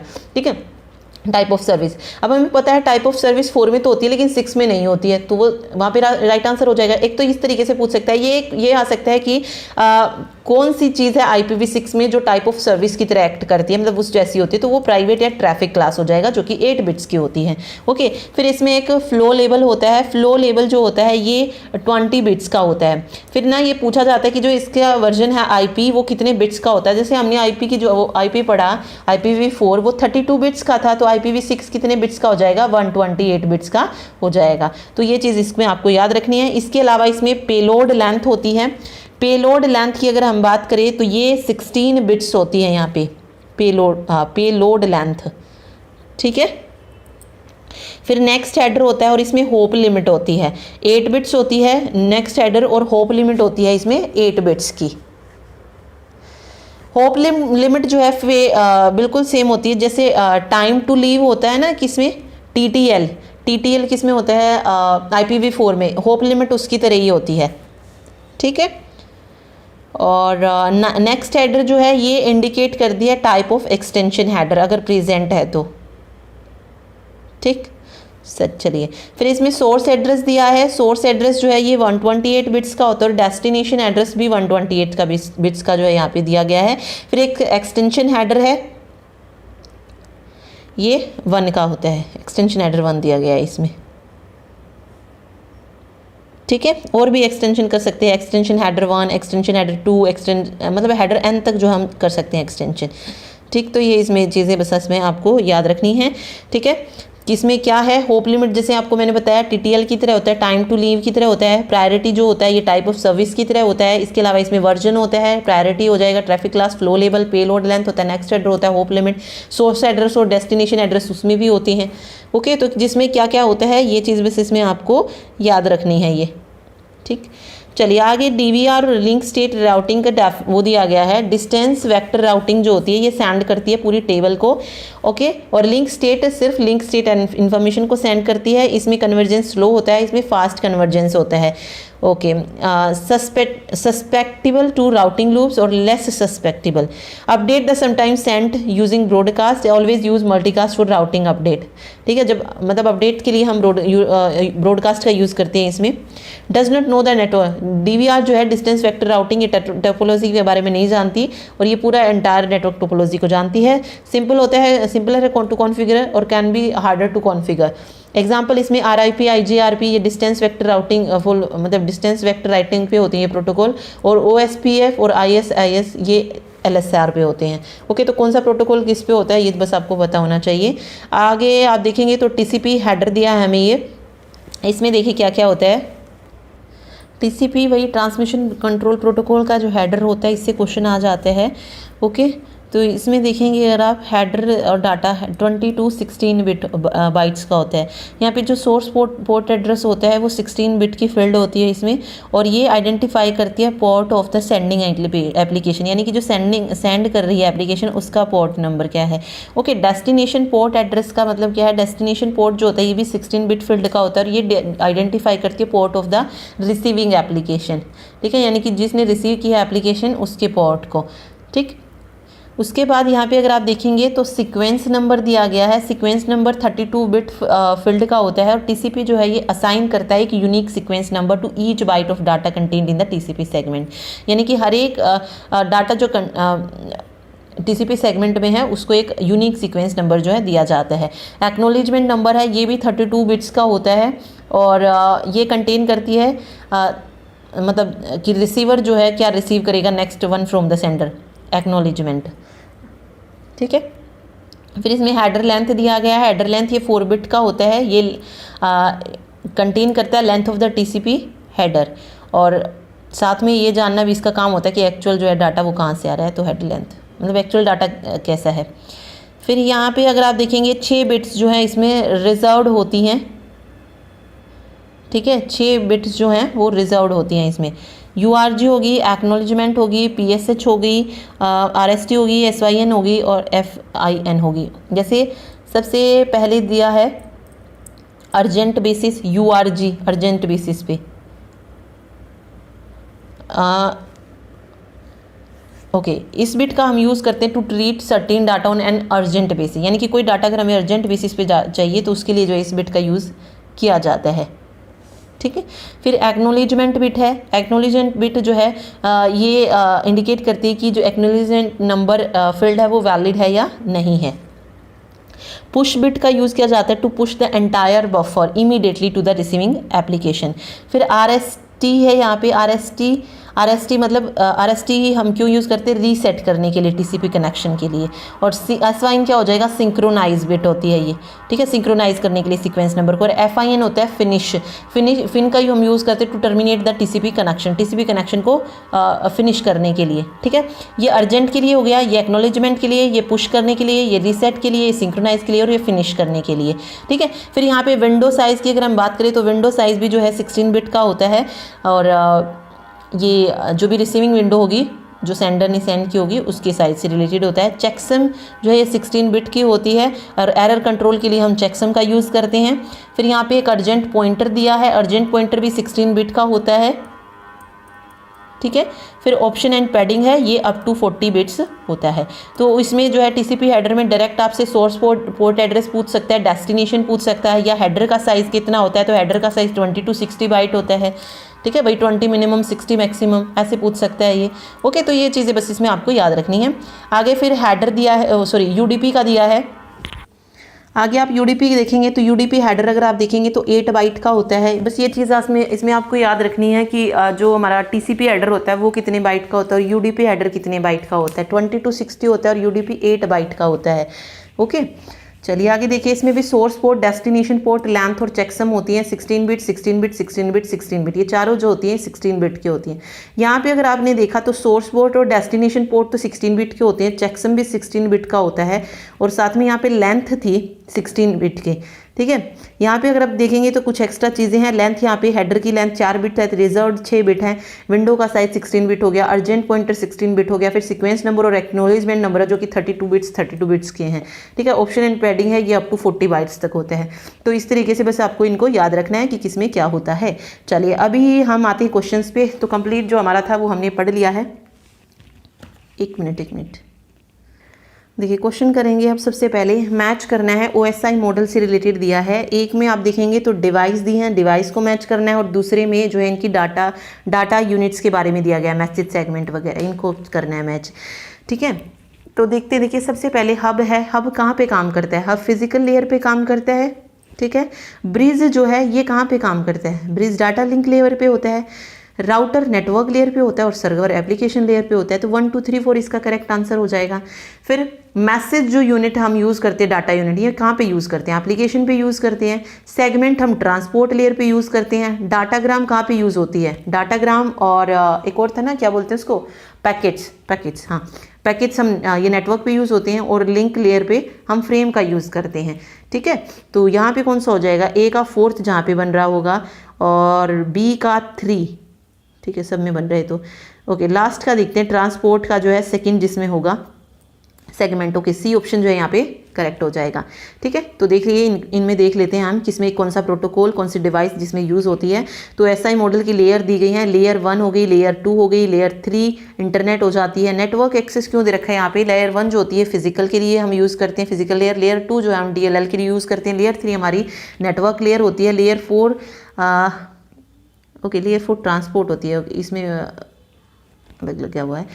ठीक है, और 5 6 7 पे एप्लीकेशन, फिर सेशन, प्रेजेंटेशन। ये वैसे OSI मॉडल नहीं, TCP की दे रखी हैं। ठीक, बट आप उसमें याद रखिए होस्ट टू होस्ट नहीं होता है, यहाँ पे ट्रांसपोर्ट होता है और यहाँ पे एप्लीकेशन में फिर सेशन, प्रेजेंटेशन और सेशन हो जाएंगी। इनमें प्रोटोकॉल देखिए किसमें क्या क्या यूज़ कर रहे हैं। लेयर 1 पे अगर आप देखेंगे हब का यूज़ किया जा रहा है। लेयर 2 पे ब्रिज का यूज़ कर रहे हैं।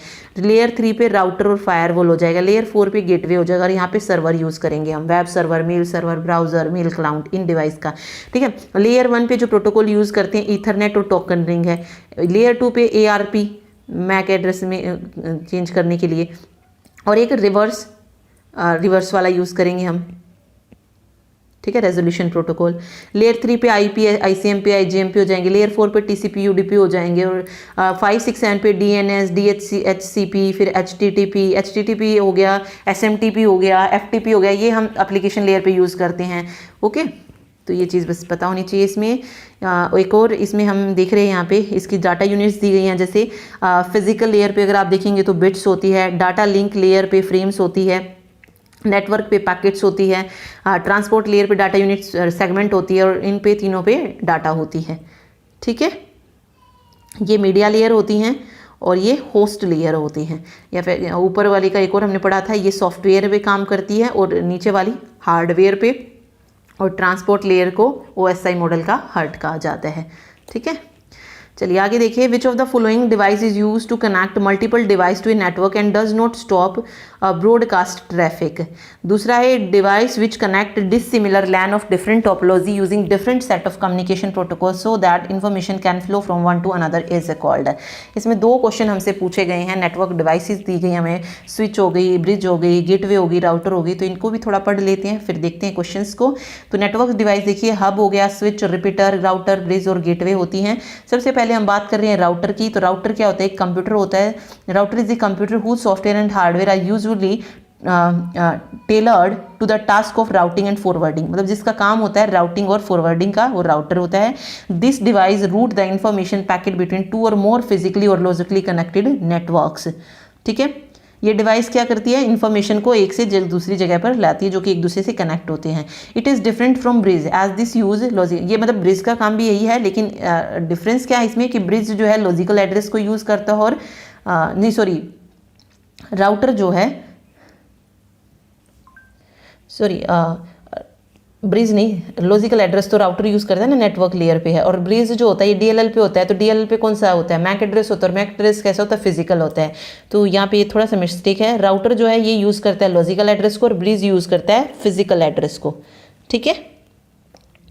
गेटवे की अगर हम बात करें तो this device usually server is use to communicate between dissimilar net, यानी कि डिसिमिलर नेटवर्क जब कम्युनिकेट करते हैं, या इसका मतलब क्या है, नेटवर्क जिसके पास डिफरेंट प्रोटोकॉल हो और वो जब एक दूसरे से कम्युनिकेट कर रहे हैं, किसके थ्रू होगा, वो गेटवे के थ्रू होगा, ठीक है। फिर स्विच है, network switch is a computer networking device जो कनेक्ट करती है नेटवर्क सेगमेंट्स को। तो नेटवर्क सेगमेंट्स को कनेक्ट करने के लिए हम स्विच का यूज़ करते हैं। हब क्या करती है, सेवरल कंप्यूटर्स को एक साथ जोड़ने के लिए इसका यूज़ किया जाता है, जैसे हमने स्टार टोपोलॉजी में किया था। In network device, the information flow is accumulated and then distributed to various groups and user. It can be between users on the same LAN and user on different LAN. इसमें क्या हो सकता है, user जो होता है वो same LAN पे भी हो सकता है, डिफरेंट पे भी हो सकता है। It is often used in star और रिंग टोपोलॉजी, इसका यूज हम स्टार में भी कर सकते हैं और रिंग टोपोलॉजी में भी कर सकते हैं। एक ब्रिज होता है जिसमें it is a device that lets you link two same network. देखिए डिसिमिलर नेटवर्क के लिए हम गेटवे का यूज़ कर रहे हैं, और जब भी सेम नेटवर्क पे कम्युनिकेशन की बात आएगी हम किसका यूज़ करेंगे, ब्रिज का। Same network mean network with same protocol, और गेटवे में क्या था, जब हम डिफरेंट प्रोटोकॉल्स को यूज़ कर रहे हैं तो वहाँ पर जो था गेटवे हो जाएगा, और ब्रिज में जो है हम सेम प्रोटोकॉल यूज़ करेंगे, ठीक है। रिपीटर का क्या है, it is a device that amplifies and restore the power of A signal being transmitted on the network. It is used in long network, ये लॉन्ग नेटवर्क फाइल में use किया जाता है, नेटवर्क लाइन में, sorry, ठीक है। तो अभी हम क्वेश्चंस पे चलते हैं। देखिए फर्स्ट क्वेश्चन यहाँ कह रहा है, which of the following device is use to connect multiple devices to a network and does not stop broadcast traffic. तो देखिए मल्टीपल डिवाइस की यहाँ पे बात हो रही है। मल्टीपल डिवाइस हम किससे कनेक्ट करते हैं, जब हमारे पास क्या होता है, हब होता है। हब हमने यही पढ़ा था ना कि हब में जो हम मल्टीपल डिवाइसेस को एक दूसरे से कनेक्ट करते हैं, जैसे स्टार टोपोलॉजी हो गई, ठीक है, उसमें मल्टीपल डिवाइस होती है और एक चीज़ के द्वारा कनेक्ट होती है, किसके द्वारा, हब के द्वारा।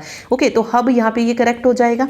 हब की जो है ये यहाँ पे डेफिनेशन दी गई है। तो every device in the network connects to hub and broadcast to all device connected to the hub, ठीक है। आगे है a device which connect dissimilar LAN. यहाँ पे अब आप देखेंगे तो डिसिमिलर लैन की बात हो रही है, तो कौन सा हो जाएगा, राउटर तो होगा नहीं, क्योंकि राउटर तो इससे अलग हो जाएगा। स्विच भी की भी नहीं है ये डेफिनेशन। अब या तो गेटवे हो सकता है, ब्रिज। अब ब्रिज में हमने क्या पढ़ा, सिमिलर को कनेक्ट करने के लिए यूज़ करते हैं, तो गेटवे यहाँ पे करेक्ट आंसर हो जाएगा। डिसिमिलर की बात आ रही है तो गेटवे हो जाएगा, अगर सिमिलर लैन की बात होती तो हम ब्रिज लगा देते, ठीक है। तो यहाँ पे सी ऑप्शन करेक्ट होगा। अगला देखिए, नेक्स्ट है मैच करना है route determination, flow control, interface to transmission media, access to the end user. अब ये एक फंक्शंस दिए गए हैं कि किस लेयर का क्या फंक्शन है। रूट डिटरमाइन करना किसका काम था, रूट डिटरमाइन करना काम है नेटवर्क लेयर का, ठीक है। फ्लो कंट्रोल हमने दो जगह पढ़ा, एरर कंट्रोल और फ्लो कंट्रोल। डाटा लिंक पे भी होता है और ट्रांसपोर्ट लेयर पे भी होता है, तो बी का फर्स्ट हो जाएगा। फिर है interface to transmission media. Transmission media सबसे पहले फर्स्ट लेयर पे ही हम यूज़ करते हैं ना ट्रांसमिशन मीडिया। अब वायरलेस है या वायर्ड है, तो ये फिजिकल लेयर पे हो जाएगा। और बचा access to the end user, user की जहाँ पे भी बात आएगी वो एप्लीकेशन लेयर हो जाएगा, ठीक। तो इस तरीके से इसको मैच करना था। तो इसमें से कोई आप मैच कर सकते हैं कि कौन सा आंसर होगा। चलिए रिस्पॉन्सिबिलिटी इसकी दी भी गई हैं, जैसे हमें बिल्कुल शुरू से पढ़ती हूँ फिजिकल लेयर से। फिजिकल लेयर की जो अगर हम रिस्पॉन्सिबिलिटी देखें तो वो क्या है, encoding and signalling, physical data transmission, hardware specification, topology and design. Common protocol, physical layer of the most of the technology listed for the data link layer. Scope, electrical और light signals sent between local device and data type can handle bits, ठीक है। इसकी responsibility दी गई है। फिर logical link control हो गया, media access control हो गया, डाटा फ्रेमिंग हो गया, एड्रेसिंग के लिए एरर डिटेक्शन हैंडलिंग हो गया, डिफाइनिंग रिक्वायरमेंट्स हो गया, ठीक है। डिवाइस जो इस पे मतलब डाटा टाइप जो हैंडल किया जाता है वो फ्रेम्स की फॉर्म में होता है। इसके अलावा इसमें कॉमन प्रोटोकॉल जो यूज़ किए जाते हैं, ईथरनेट है, टोकन रिंग है, FDDI, CDDI, IEEE 802.11, ये WLAN यानी कि वाईफाई का स्टैंडर्ड हो गया, ठीक। तो इस तरीके से इसमें प्रोटोकॉल यूज़ होते हैं। सेम नेटवर्क का काम होता है, राउटिंग हो गया, स्विचिंग हो गया, डाटाग्राम एनकैप्सुलेशन हो गया, लॉजिकल एड्रेसिंग हो गया, ये नेटवर्क का काम है। एरर हैंडलिंग है, डायग्नोस्टिक है, फ्रेगमेंटेशन है, रीअसेंबली है। फिर जो इस पे प्रोटोकॉल यूज़ होते हैं IP, IPv6, IPNet, IPsec, mobile IP, ICMP, IPX, DLC, PLP, routing protocol, RIP, BGP, ये सब यहाँ पे प्रोटोकॉल यूज़ होते हैं। ओके। डाटा टाइप जो इसमें यूज़ होगा डाटाग्राम और पैकेट्स की फॉर्म में होगा। ट्रांसपोर्ट में फिर काम क्या होगा, सेगमेंटेशन जो है वहाँ पे वो होती है। वैसे data type can be handle, segment आएगा यहाँ पे, ये भी मिस्टेक है, यहाँ पे सेगमेंट होगा।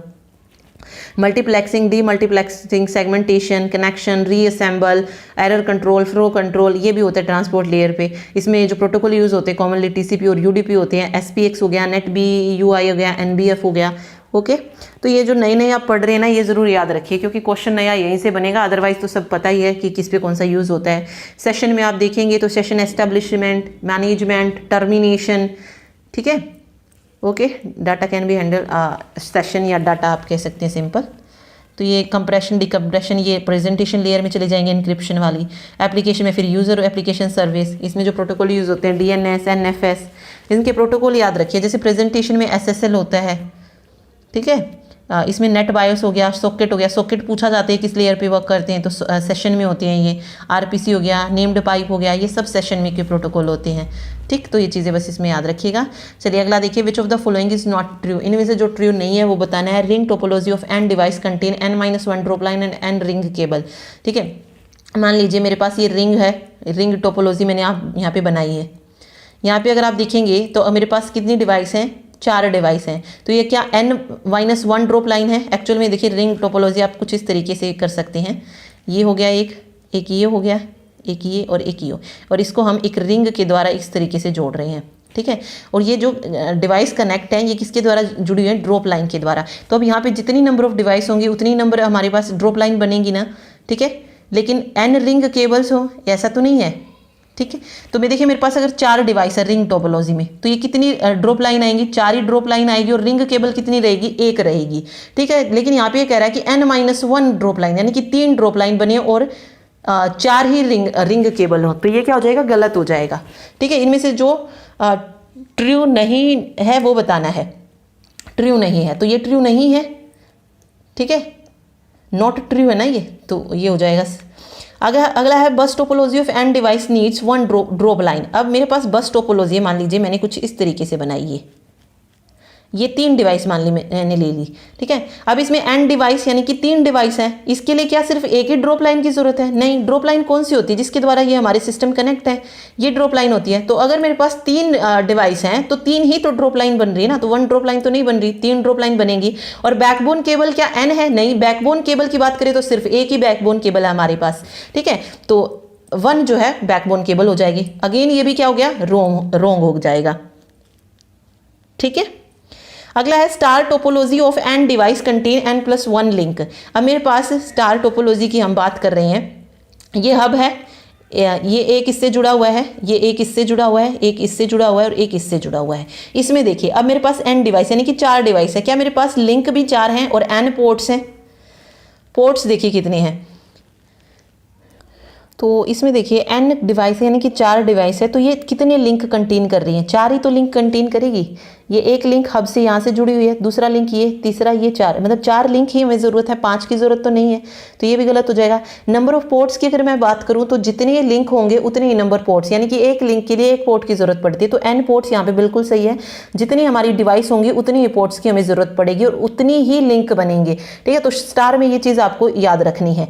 जितने लिंक डिवाइस होंगे उतने ही लिंक आएंगे और उतने ही पोर्ट्स आएंगे। अगर N डिवाइस है तो N ही लिंक होंगे और N ही पोर्ट यहाँ से बनेंगे।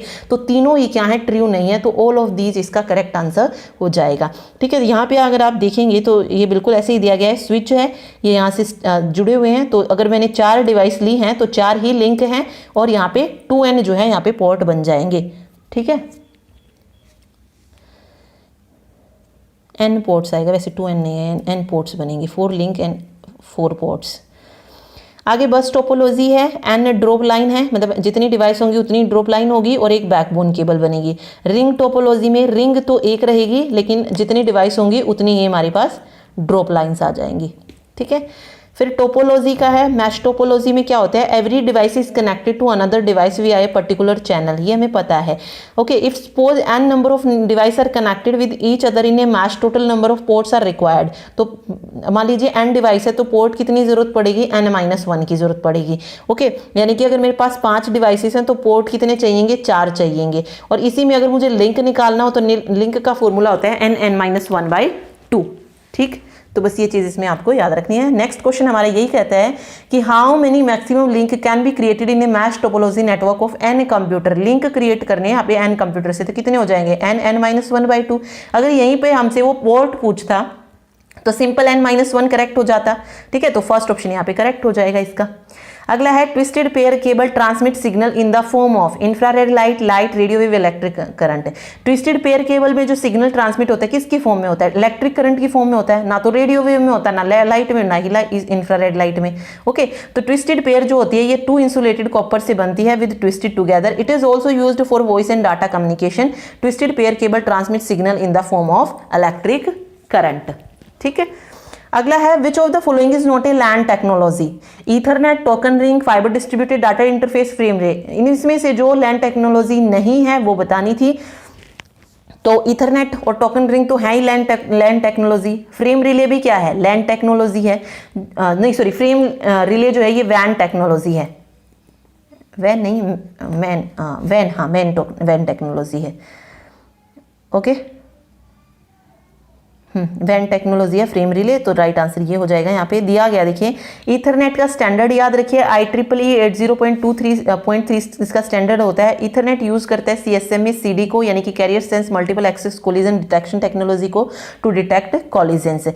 टोकन रिंग का जो स्टैंडर्ड होता है वो 802.5 होता है। ऐसे ही टोकन बस होती है जो 802.4 को फॉलो करती है। ओके, ठीक है, FDDI है, फाइबर डिस्ट्रीब्यूटेड डाटा इंटरफेस, ये भी लैन टेक्नोलॉजी हो जाएगा। तो फ्रेम रिले यहाँ पे वैन टेक्नोलॉजी है, ये अलग होगा। अगला देखिए, the default subnet mask for class C IP address is this, very first 4 bits of 4 octet in a class D IP address are set to 1100। इनमें से जो कौन सा फॉल्स है कौन सा ट्रू है, ये जो था बताना था। तो देखिए ABC का जो डिफॉल्ट सबनेट मास्क होता है क्लास C का जो IP address, okay sorry, default subnet mask है। देखिए, अगर मैं बात करूँ क्लास A के डिफॉल्ट सबनेट मास्क की तो वो होता है 255.0.000। क्लास B का 255.255.00 होता है। क्लास C का 255 3 टाइम्स होता है, देन .0 होता है। यहाँ पे अगर आप देखेंगे तो 255 255 255 एंड देन ये दिया गया है। तो ये ट्रू हो जाएगा या फॉल्स हो जाएगा, तो ये पॉइंट क्या होगा, ट्रू हो जाएगा यहाँ से। ठीक है, जो डिफॉल्ट सबनेट मास्क दिया है वो सही दिया गया है यहाँ पे। ठीक है, तो फर्स्ट वाला तो हमारा ट्रू बनता है। लेकिन दूसरे में देखिए, very first 4 bit of the first octet in class D IP address are 1100। ये गलत है क्योंकि 0 हमने किसका पढ़ा, A का पढ़ा। 10 हमने किसका पढ़ा था, B का पढ़ा था। ठीक है, फिर 110 था, ये C का था, और फिर 1110 जो था ये D का था। ठीक, तो ये गलत हो जाएगा क्योंकि उसमें 1110 था D के लिए, और E के लिए 4 टाइम्स E था, 4 टाइम 1 था, तो ये फॉल्स हो जाएगा। तो एक ट्रू और दूसरा फॉल्स है। तो यहाँ पे आप देख भी सकते हैं, क्लास A में 1 बिट का होता है ये, जिसमें 0 होती है। क्लास B 2 बिट का होता है, क्लास C 3 बिट का होता है, क्लास D 4 बिट का होता है, क्लास E 5 बिट का होता है। ठीक है, सॉरी, क्लास E जो है, क्लास E 5 बिट का नहीं होता, बस ये यहाँ पे गलत हो गई थी।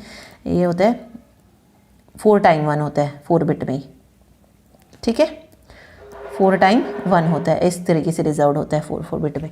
ओके, इसमें 8 बिट की नेटवर्क आईडी होती है, 24 बिट की होस्ट आईडी, इसमें 16 bit network ID, 16 bit host ID, इसमें 24 नेटवर्क आईडी और 8 बिट नेटवर्क आईडी।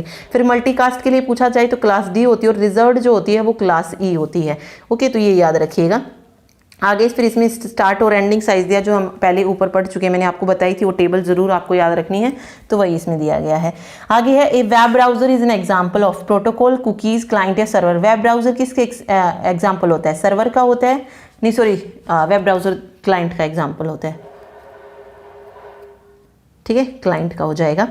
देखिए, web browser is an application program that display a world wide web document. It usually uses the internet services to access the document. Document को access करने के लिए ये internet services का use करता है। तो web server is a program of the computer that provide service to the other program called a client. The web browser request the server for the web document and services. तो answer यहाँ पे क्या हो जाएगा, client क्या है, एक web browser जो है वो क्या है, क्लाइंट है। ठीक है, आगे देखिए state whether true or false. Life time attribute is use to specify the life time of a cookies in a browser. Cookies are made secure using the Boolean attribute. देखेंगे अगर हम तो देखिए max age attribute is use to extend the life time of a cookie. Cookie की life time के लिए हम किसका यूज करते हैं, मैक्स एज एट्रीब्यूट का। तो ऐसा तो कुछ इसमें नहीं दिया गया, तो फर्स्ट हमारा क्या हो जाएगा, फॉल्स हो जाएगा। सेकंड में अगर हम देखें, the final cookie attribute is a boolean attribute named secure that specify how cookie values are transmitted over the network. By default cookies are insecure which means that they are transmitted over a normal insecure HTTP connection. If a cookie is marked secure, it is transmitted only when the browser and servers are connected via HTTP or other service protocol. तो यहाँ पे पहला जो है false और दूसरा बिल्कुल true दिया गया है कि cookies are made secure using the boolean attribute, कि हम cookies को secure बनाते हैं boolean attributes के द्वारा। तो ये बिल्कुल सही है, तो फर्स्ट false है और सेकंड ट्रू हो जाएगा। ठीक है, अगला देखिए, which of the following protocol is use to convert the IP address to MAC address. तो ये हमने पढ़ा था ना, दो चीजें, आईपी एड्रेस को मैक एड्रेस में जब हम कन्वर्ट करते हैं तो इसके लिए हम किसका यूज करेंगे, एड्रेस रेजोल्यूशन प्रोटोकॉल, एआरपी। दो यूज होते हैं ना डाटा लिंक लेयर में, एआरपी और रिवर्स एड्रेस रेजोल्यूशन प्रोटोकॉल भी यूज होता है। तो एड्रेस रेजोल्यूशन प्रोटोकॉल यानी कि एआरपी जो है ये क्या करता है, कन्वर्ट करता है आईपी एड्रेस को मैक एड्रेस में, आईपी एड्रेस को मैक एड्रेस में। अगर यही पूछता कि मैक एड्रेस को आईपी एड्रेस में यानी कि फिजिकल एड्रेस को वापस लॉजिकल एड्रेस में अगर हमें कन्वर्ट करना है तो किसका यूज करेंगे, रिवर्स एड्रेस रेजोल्यूशन प्रोटोकॉल का यूज करेंगे, आरएआरपी का। ठीक है, इसका मतलब कन्वर्ट कर देंगे। अगर आईपी से मैक यानी कि लॉजिकल से फिजिकल एड्रेस पूछा है तो एआरपी का यूज करेंगे। ठीक है, अगला है which of the following statement is false. जो इसमें फॉल्स है, a source address is always unicast. जो सोर्स एड्रेस होता है वो हमेशा यूनिकास्ट होता है। ओके, इसमें से फॉल्स बताना है। ठीक है, याद रखिएगा। तो ये पॉइंट बिल्कुल सही है कि जो सोर्स एड्रेस होता है वो कैसा होता है, यूनिकास्ट होता है। जैसे हमने 1 to यूनिकास्ट में क्या होता है, 1 to 1 जाता है। मल्टीकास्ट में भी क्या होता है, 1 सोर्स एड्रेस होता है और मल्टीपल जो होते हैं डेस्टिनेशन एड्रेस होते हैं। और ब्रॉडकास्ट में भी क्या होता है, 1 to हम ऑल होस्ट पे जाते हैं। तो हमारा जो सोर्स एड्रेस रहा वो हमेशा क्या रहा, 1 रहा है ना। तो ये बिल्कुल पॉइंट बिल्कुल सही है कि जो सोर्स एड्रेस होगा वो हमेशा यूनिकास्ट होगा, 1 में जाएगा। ठीक, तो सही है। Destination address can be unicast, multicast और ब्रॉडकास्ट। ये पॉइंट भी सही है, बिल्कुल सही है। डेस्टिनेशन एड्रेस जो होता है वो यूनिकास्ट हो सकता है, यूनिकास्ट यानी कि 1 to 1 बिल्कुल हो सकता है, एक ही जो है सिर्फ एक ही डेस्टिनेशन एड्रेस हो। मल्टीकास्ट यानी कि मल्टीपल डेस्टिनेशन एड्रेस बिल्कुल हो सकते हैं, और ब्रॉडकास्ट में ब्रॉडकास्ट भी हो सकता है। तो तीनों पॉइंट इसमें भी बिल्कुल सही है। अगला कह रहा है कि the multicast address is the special case of the broadcast address in which all the bits are 1। कि मल्टीकास्ट एड्रेस जो होता है वो स्पेशल केस होता है ब्रॉडकास्ट एड्रेस का, तो ये नहीं होता है। तो सी ऑप्शन यहाँ पे सही हो जाएगा। देन कह रहा है LSB of the first byte determine the class of the address. ये भी सही है, जो लिस्ट सिग्निफिकेंट होती है क्लास की, मतलब वो डिटरमाइन करती है क्लास ऑफ द एड्रेस। ठीक है, ओके, अगला है which of the following use to alarm about the collision detection in network using the CSMA CD। तो इसके लिए हम जैमिंग सिग्नल हो जाएगा। विच of the following technique was use in ARPANET। इनमें से कौन सी टेक्निक है जो ARPANET में यूज की गई, तो वो है पैकेट स्विचिंग। आगे class C IPv4 address must start with, class C का IPv एड्रेस है तो शुरू से हम देखें तो 0 होता है, फिर 10 होता है, फिर 110 होता है। तो 110 हो जाएगा इसके लिए। ठीक है, क्योंकि 10 क्लास B के लिए है, ये चीज़ याद रखिएगा इसमें। आगे है radio wave can penetrate the wall and used for multicast communication. की रेडियो वेव जो है ये मल्टीकास्ट कम्युनिकेशन के लिए यूज होती हैं। Infrared signal are used for short range communication. दोनों ही सही हैं, दोनों हमने पढ़ी कि रेडियो वेव को हम मल्टीकास्ट के लिए यूज करते हैं, और जो दूसरी है इंफ्रारेड सिग्नल, ये क्यों यूज करते हैं, इंफ्रारेड सिग्नल का यूज किया जाता है फॉर शॉर्ट रेंज कम्युनिकेशन। ठीक है, और तीसरा हमने माइक्रोवेव पढ़ा था। माइक्रोवेव किसके लिए था, यूनिकास्ट कम्युनिकेशन के लिए था। तो याद रखिए रेडियो वेव मल्टीकास्ट के लिए होता है, और माइक्रोवेव यूनिकास्ट के लिए होता है, और इंफ्रारेड शॉर्ट रेंज के लिए होता है। तो दोनों ही पॉइंट यहाँ पे बिल्कुल सही है, तो ट्रू जो है इसका आंसर हो जाएगा। ठीक है, अगला है which of the following connector is used by unshielded twisted pair. UTP के द्वारा जो यूज किया जाता है वो है RJ45। Which of the following respect to network device router is true. जो राउटर के बारे में सही है, ये router does not forward every frame forward करता है एवरी फ्रेम को। Router connect segment of a LAN, ये भी गलत हो जाएगा। देखिए अब सेकंड गलत क्यों है, क्योंकि सेगमेंट्स ऑफ ए लैन को कनेक्ट करने का काम राउटर का नहीं, किसका है, स्विच का है। ठीक है, ये काम किसका है, स्विच का है। तो ये जो सेकंड दी गई है कनेक्ट सेगमेंट्स ऑफ ए लैन, तो ये स्विच काम करता है, नेटवर्क स्विच। ओके ठीक है। अब फर्स्ट वाला भी नहीं है क्योंकि राउटर जो है फॉरवर्ड करता है एवरी फ्रेम को, तो ये भी जो है इसमें सही नहीं होगी। इसको जो मतलब जो हमने डेफिनेशन पढ़ी थी वो क्या पढ़ी थी ऊपर, कि router is a computer whose software and hardware are usually tailored to the task of routing and forwarding. ठीक है, फॉरवर्डिंग के लिए होता है, तो ये भी गलत हो गया, सेकंड वाला भी गलत है। फिर a router has filtering filtering capability, कि राउटर में जो है फिल्टरिंग कैपेबिलिटी होती है, तो ये पॉइंट यहाँ पे बिल्कुल सही हो जाएगा, फिल्टरिंग कैपेबिलिटी इसमें होती है। ठीक है, router is an amplifier but not a regenerator, router amplifier है बट नॉट ए रीजनरेटर, ये भी यहाँ पे गलत हो जाएगा। ओके नेक्स्ट देखिए, which of the following protocol is a reliable stream transport protocol. Reliable है और ट्रांसपोर्ट प्रोटोकॉल है, तो टीसीपी हो जाएगा ना। आईजीएमपी तो ये ट्रांसपोर्ट प्रोटोकॉल तो होता नहीं है, ये तो आईपी पे होता है, नेटवर्क लेयर पे होता है, तो ये भी तो होगा ही नहीं। एआरपी नहीं होगा, आईसीएमपी नहीं होगा, क्योंकि एआरपी को हम डीएलएल पे यूज़ करते हैं, आईजीएमपी को हम नेटवर्क लेयर पे यूज़ करते हैं, तो टीसीपी बचा यहाँ पे। यही जो है हमारा कैसा होता है, कनेक्शन ओरिएंटेड होता है, रिलायबल होता है। ठीक है, आगे है which of the following with respect to network device router is true. Okay ये क्वेश्चन हो गया। चलिए ये है, which of the following is not a propagation mode for propagating light along optical channel. Okay, जो प्रोपेगेशन लाइटिंग नहीं होती है, ungraded index mode, multi mode, step index mode या सिग्नल मोड, तो किस मोड में नहीं होती है, तो वो होती है अनग्रेडेड इंडेक्स मोड में नहीं होती है। ठीक है, which of the following is a multi point network topology. Multi point पूछा है यहाँ पे, पॉइंट टू पॉइंट पूछता तो मैश हो जाती, लेकिन मल्टी पॉइंट कौन सी हो जाएगी, बस टोपोलॉजी हो जाएगी। In networking the bandwidth in hertz refer to, bandwidth हमने पढ़ी थी क्या होती है, रेंज ऑफ फ्रीक्वेंसी होती है ना बैंडविड्थ, बिल्कुल शुरू में हमने डेफिनेशन पढ़ी थी इसकी, तो रेंज ऑफ फ्रीक्वेंसी हो जाएगी इन ए कंपोजिट सिग्नल और the range of frequency that is channel can pass.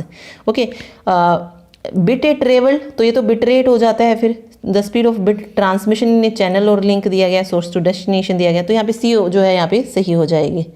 Okay, signal का जब आएगा तो वो बॉड रेट होता है, और जब बिट ट्रांसमिशन की बात होगी तो वो बिट रेट होती है।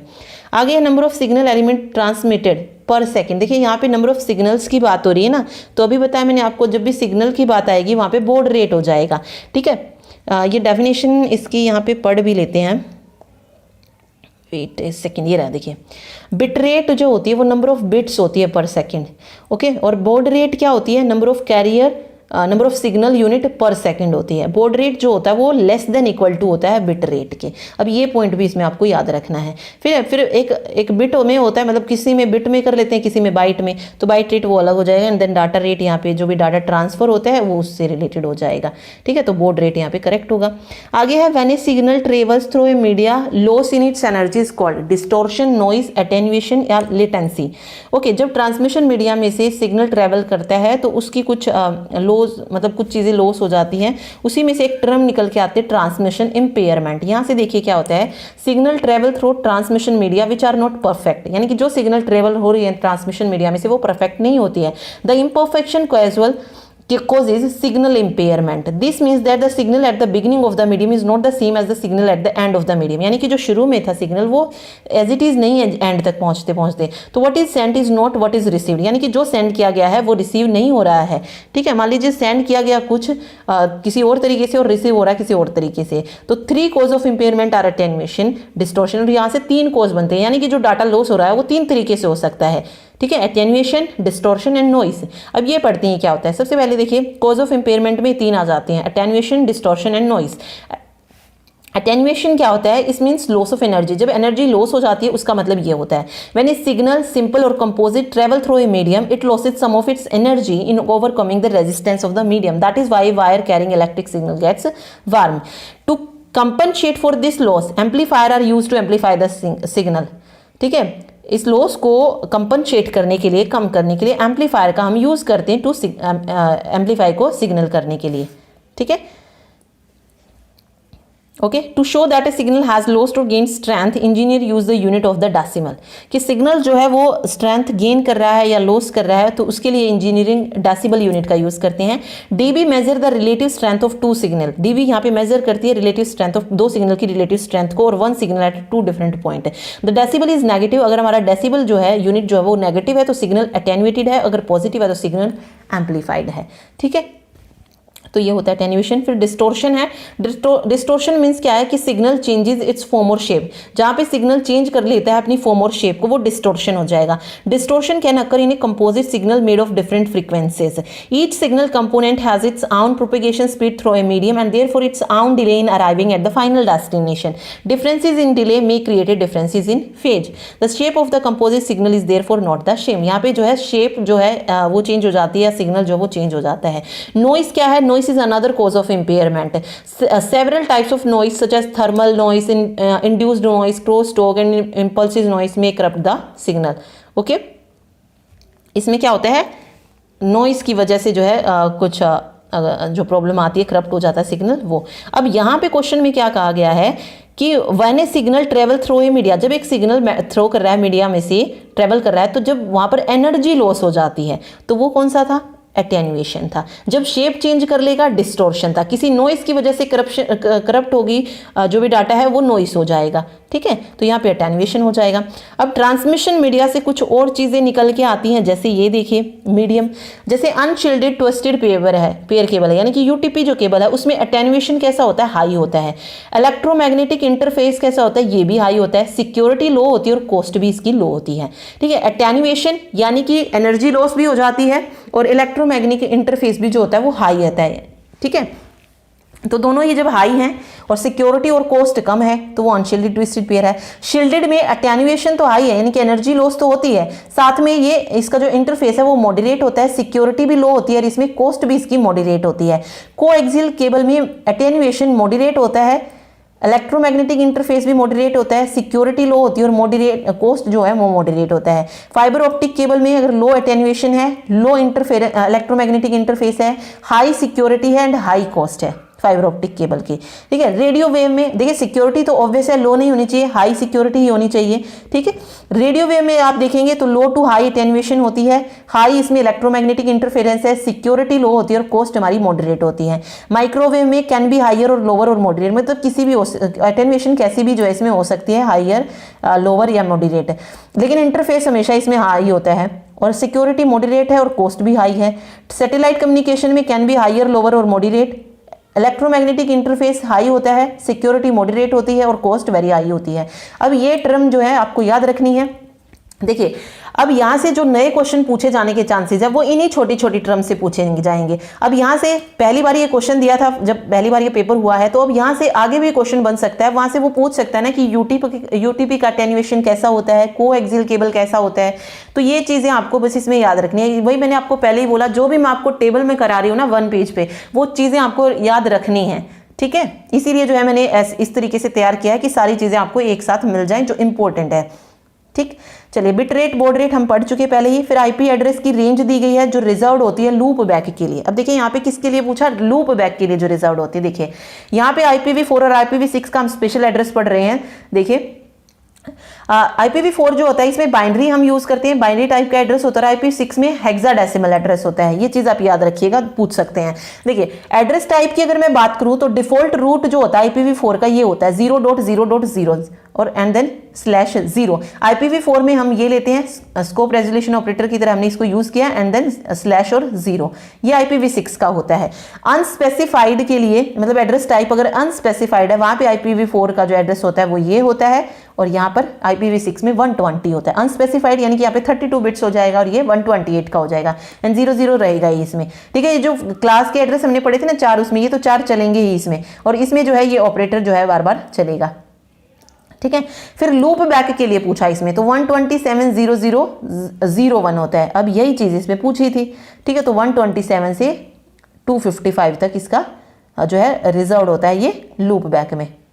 ठीक है, और IPv6 जो होता है ये 1 से 128 तक होता है। मल्टीकास्ट में 224 होता है, लिंक लोकल में 169 254 होता है, ग्लोबल यूनिकास्ट में NE होता है, IPv6 में 2000 हो जाएगा, यूनिक लोकल में 10 से 172 192 होता है, और डॉक्यूमेंटेशन में 192 198 और 203 होता है। बस इनको थोड़ा सा पढ़ लीजिएगा, ध्यान में रह जाए तो, ठीक है, ओके। तो ये था आज का टॉपिक,